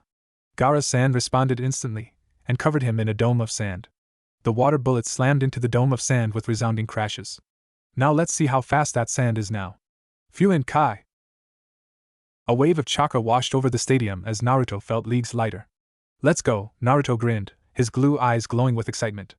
The crowd gasped as Naruto vanished in a blur of speed. Gaara's sand shot up to block Naruto's punch as the blonde reappeared beside him. The redhead tried to ensnare Naruto with a tendril of sand but the blonde had vanished once more. How is Naruto so fast? Ino asked as she and the others watched in amazement. He's even faster than Sasuke-kun. Just how strong are you, Naruto? Sakura whispered as she struggled to keep up with the blonde's movements. To her and the other genin, it looked like there were yellow flashes dancing around Gaara. To the older ninja, they could see Naruto though his image was slightly hazy. Incredible, Kurenai whispered. For Naruto to have improved so much in such a short amount of time. He's still holding back, Kakashi said with a light chuckle. What? Impossible. It's true, Naruto isn't showing his full abilities just yet, Kakashi said. He knows that everyone is watching him right now, so he doesn't want to show the village his full arsenal of tricks. Quite intriguing this Uzumaki boy is, Hiruzen? Orochimaru asked. From reports he was the dead last of his class, failing the exam 3 times. Yes, but Naruto-kun is quite the trickster, Hiruzen laughed. He has come a long way since painting the Hokage monument in full view of the village. Naruto-kun is certainly living up to his moniker of the Leaf's most unpredictable ninja. I guess that absolute defense is living up to its name, Naruto said. I guess that I'm going to have to break out the big stuff. Naruto reached into his equipment pouch and pulled out an explosive tag. This is my personal type of explosive tag, it is a hell of a lot stronger than a normal tag. So let's see how your defense handles this. The blonde wrapped the tag around the handle of a kunai and flung the kunai at Gaara. Gaara didn't even blink as a fist of sand appeared and caught the kunai. The hand clenched into a fist around the kunai. Naruto grinned. Boom, he whispered. The stadium rocked as the tag erupted with immense force. Smoke filled the arena and blocked the view of the spectators. Naruto surged into the smoke. All the spectators could hear were the sounds of a fist hitting something. When the smoke finally cleared, the crowd was stunned to see Gaara slowly getting to his feet. If they looked closely, they would have seen the spider web of cracks that lined Gaara's face and clothing. So your gourd of sand isn't the only level of defense you have, Naruto commented. You have a layer of sand that you attach to your body. But it seems that my tag is strong enough to blast your armor to pieces. Uzumaki, you intrigue me, Gaara laughed. You will prove my existence, and when I crush you, your blood will be the sweetest and will sate mother. A dome of sand rose up from the gourd and surrounded Gaara. What are you doing? Naruto pondered as he watched from his spot high atop the stadium wall. Well, if you are going to just hide like a rat, then I'll just flush you out. The blonde grabbed another explosive tag from his pouch, wrapped it around a kunai and lobbed it at the sand sphere. Boom! Naruto covered his eyes to shield them from the dust and debris that had been kicked up by the tag. When the smoke finally cleared, Naruto and the crowd were stunned to see that Naruto's tag hadn't seemingly scratched the sphere of sand protecting Gaara. Naruto leapt down from the wall and created a pair of clones. With a mental command, Naruto sent the clones to scope out the sphere, but before they could get close, several spikes of sand shot from the sphere and impaled the clones, dispelling them. Suddenly an explosion rocked the stadium. Naruto looked up and saw the Kage's box engulfed in smoke. That cost Naruto, as Gaara sent a fist made of sand careening toward him. The massive sand fist slammed Naruto into arena wall. Coughing, Naruto slid to the ground before falling to his butt. Grimacing, he looked up to see another wave of sand surging toward him. Quickly channeling chakra into his legs, Naruto leapt over the wave of sand and stuck to wall. He chanced a glance over the stands and saw that the majority of the spectators were slumped over in their seats, while all around them ninja from Konoha, Suna and Oto were viscously fighting one another. Naruto's nose twitched as the scent of freshly spilled blood filled his nostrils. Naruto Uzumaki. Yes, you will prove my existence, Gaara roared from inside the dome of sand. Naruto saw two figures detach themselves from the crowd and land in the arena in front of Gaara. They were Gaara's teammates and siblings. Gaara, you know what you have to do, Temari said. You are supposed to be our secret weapon, the sword that slashes its way through the heart of Konoha. Enough, Temari, I know my role, but first I must kill Naruto Uzumaki. Gaara roared as much of the sand surrounding him fell off him, leaving Gaara looking like tan raccoon with blue tattoo-like markings all over his body. A thick tail swung menacingly behind the half-transformed Gaara. Fine, Gaara, if you want me you're going to have to come get me, Naruto shouted as he leapt off the wall, blurred past the Suna trio and up the opposite wall. Going to have to do better than that to keep up with me, Naruto scoffed. Naruto Uzumaki! Gaara roared as he tore after Naruto. The remaining two Suna siblings made to follow, but a curt voice held them up. Where do you think you two are going? Turning around, Kankuro and Temari saw that Sasuke, Shikamaru and Shino had leapt down from the spectators' box and were standing in their path to follow Gaara and Naruto. Uzumaki Naruto! The possessed Gaara roared as he chased after the blonde Jinchuriki as they raced through the village. Naruto glanced over his shoulder to see the crazed Jinchuriki slowly gaining on him. As the blonde turned back to his route, his mind went back to the fourth day of the second exam when Sasuke and Sakura had cornered him in the tower. Flashback. Naruto! Sakura called out as Naruto entered the medical wing of the tower. The blonde made his way over to his two teammates. Sasuke was sitting in a medical bed, half-dressed. Naruto spotted several black marks peeking out over Sasuke's left shoulder. How are you feeling, Sasuke? Naruto asked. As well as I can be, dope, Sasuke answered, covering his mark with a hand. Naruto, what did that woman say when she called you a Jinchuriki? Naruto froze as he looked away from his teammates. Naruto? Sakura asked quietly. Look, Sakura, Sasuke, Naruto said. Both other members of Team 7 noticed that Naruto called them by their names. They knew that something was bothering him. You have to understand that what I'm about to tell you is an S-class secret punishable by death. Now I'm exempt from this law only because I am the subject of that law. What are you talking about, Naruto? Sasuke asked.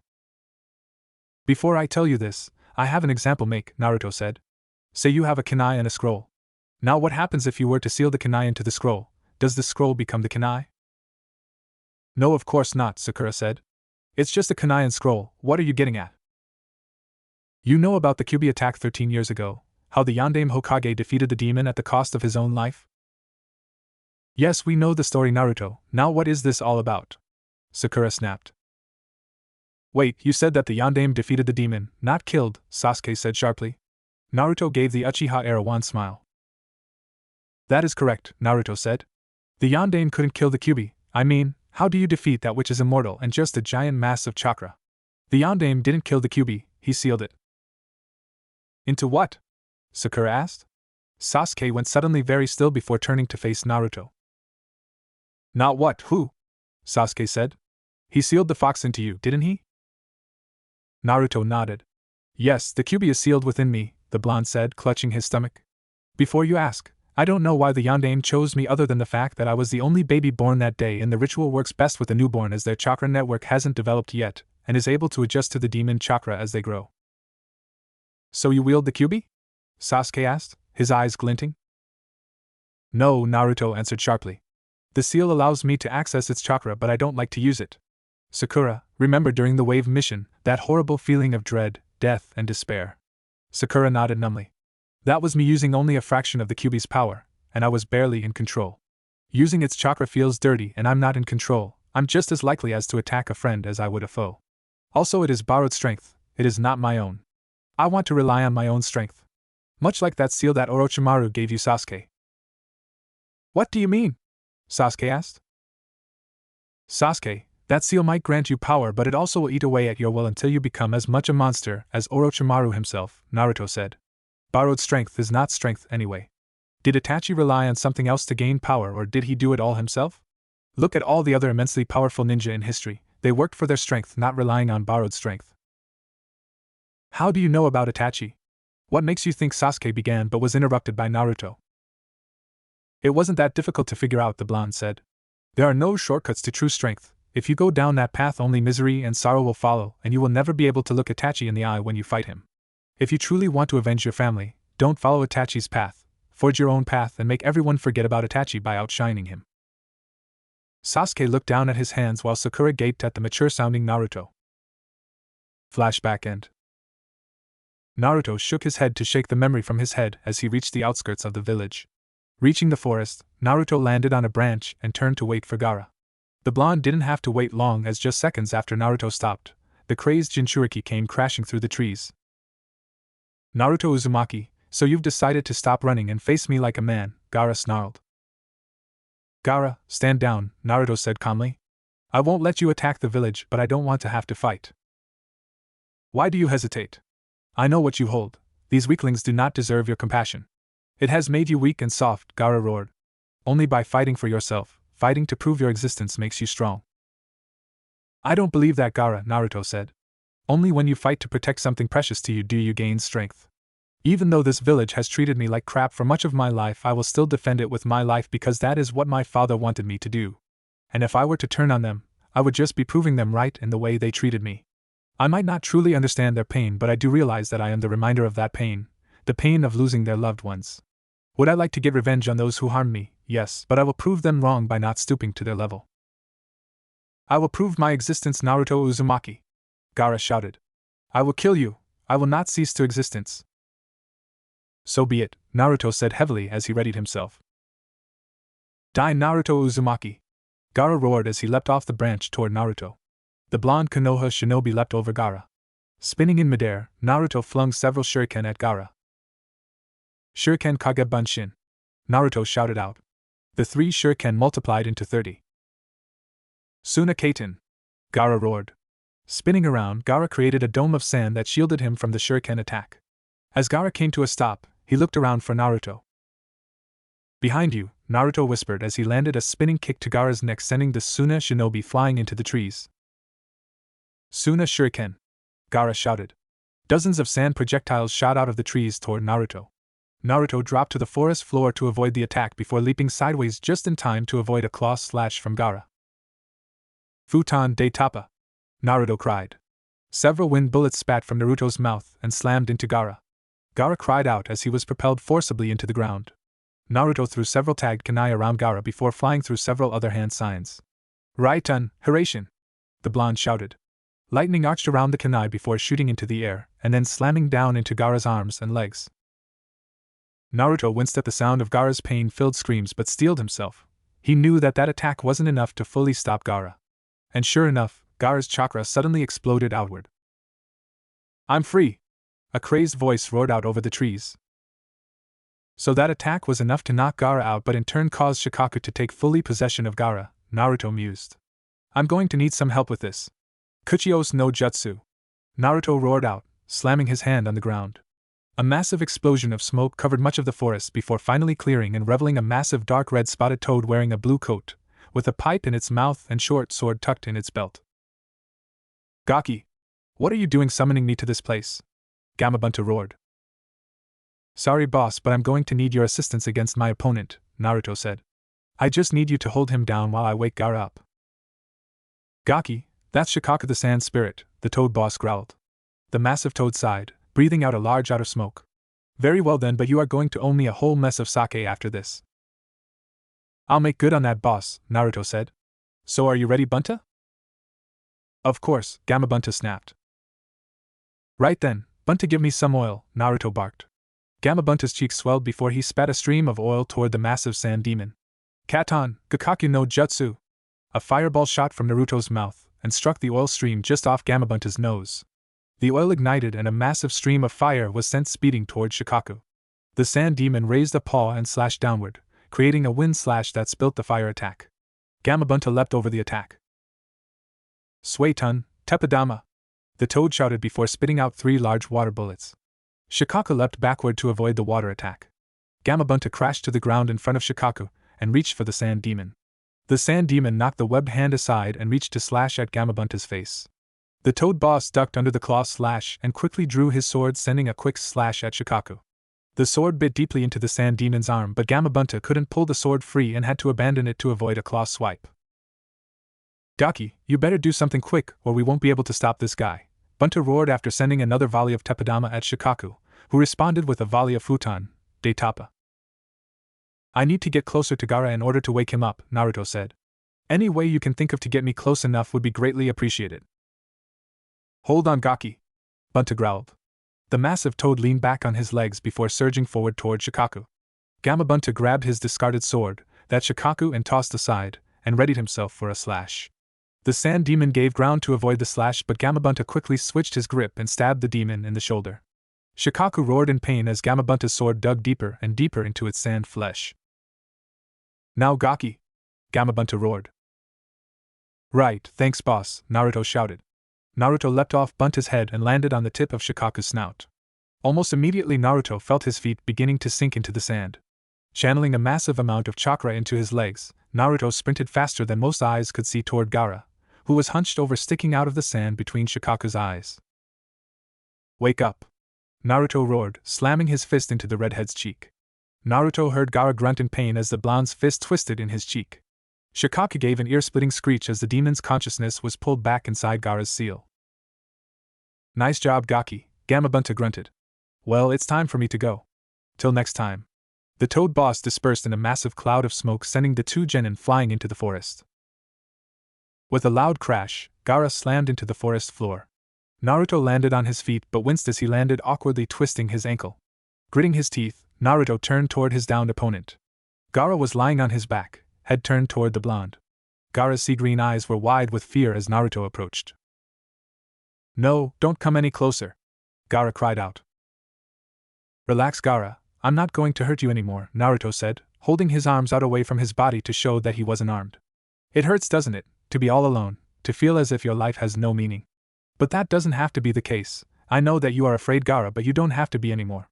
Stop trying to push everyone away, let them help you. You have people who care for you. Who? Everyone fears me, they call me a monster, Gaara cried. Your teammates and siblings care for you, Naruto said. I know that you think that they fear you, and perhaps they do. But you must be the one to make the first move. Show them that you are not the thing that they fear. If you continue down this path, then you will become the monster that they all fear you are. Show them that they are wrong, show them that you can become Suna's greatest protector. Gaara turned to face the sky and closed his eyes. Naruto breathed a sigh of relief before he sensed several chakra signatures approaching their position. Turning around, Naruto saw several Konoha ANBU members dropping down from the trees. Genin Uzumaki, were you the one who defeated the Suna Jinchuriki? The tallest ANBU member asked. His name is Gaara, but yeah, I beat him, Naruto said sharply. What happened during the invasion? Several of the ANBU exchanged a look before the purple-haired ANBU stepped forward. Perhaps it would be best if we restrained Gaara-san and made our way back to the village. Naruto knew instantly that something bad had happened. Fine, the blonde said. Maybe we can get Ero-san in to look at Gaara's seal too. Suna doesn't have very good Fuinjutsu users, don't they? Perhaps, now come along, Uzumaki, the female ANBU ordered. Naruto nodded and made his way over to where Gaara was lying. Creating 2 clones, Naruto ordered the clones to carry Gaara back to the village. As the group approached the village, Naruto spotted several other ninja teams rushing around the village.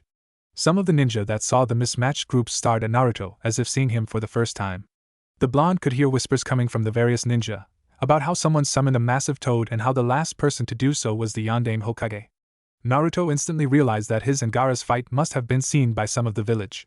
In the back of his mind, Naruto wondered what his reception would be like when it was revealed that it was Naruto Uzumaki who summoned the toad boss, Gamabunta, and defeated the Ichibi Jinchuriki in defense of the village. Naruto, a barely lucid and restrained Gaara and the ANBU team made their way through the village. Naruto noticed that the interior of the village had suffered minor damage, mainly broken windows and such, while the exterior and the village walls suffered major damage. "Where are we going?" Naruto asked the purple-haired ANBU. "The hospital," the ANBU said stiffly. "There is something you need to be made aware of." A sinking feeling began filling Naruto's stomach. He had never had a pleasant experience in a hospital, and something told him that he wouldn't on this trip either. "What about Gaara?" Naruto asked. "He'll be looked after by my team," the ANBU said. "At the moment he is considered a prisoner of war, as are his siblings. They are very valuable because they are the Kazekage's children," and the ANBU stopped short as a feral growl erupted from Naruto. "Something the matter, Uzumaki?" "Why are they prisoners of war?" "They were just following orders, I'm sure," Naruto said loudly. "You have much to learn about the world, Uzumaki-san," the purple-haired ANBU said shortly. "If you keep this naive view of the world, you're going to find yourself in an early grave. They were part of the invading army and have been successfully captured. They're lucky that they are the Kazekage's children. If they weren't, it is more than likely that we would have just killed them."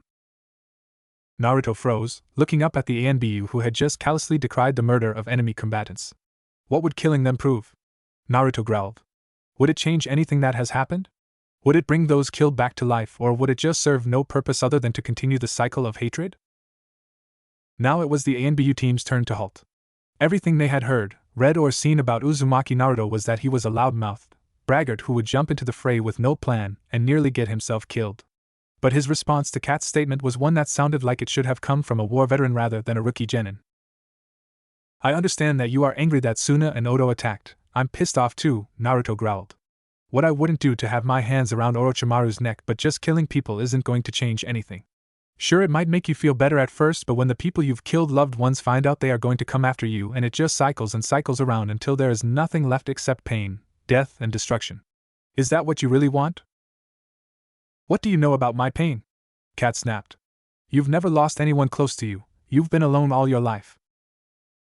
Naruto narrowed his eyes at the ANBU, who seemed to suddenly realize what she had said and began sputtering in apology. But Naruto cut her off with a wave of his hand. "True, I've been alone, but that only makes me appreciate what some people take for granted," Naruto said. "If you don't recall, my parents died on the day of my birth. I never got to know them. I know that the old man knows who they are, but he won't tell me. Do you have any idea how painful living your whole life being told that your parents abandoned you, or that they'd be happy that they're dead because that way they wouldn't have to deal with me? Now just tell me where you were taking me and Gaara so we can be on our own way."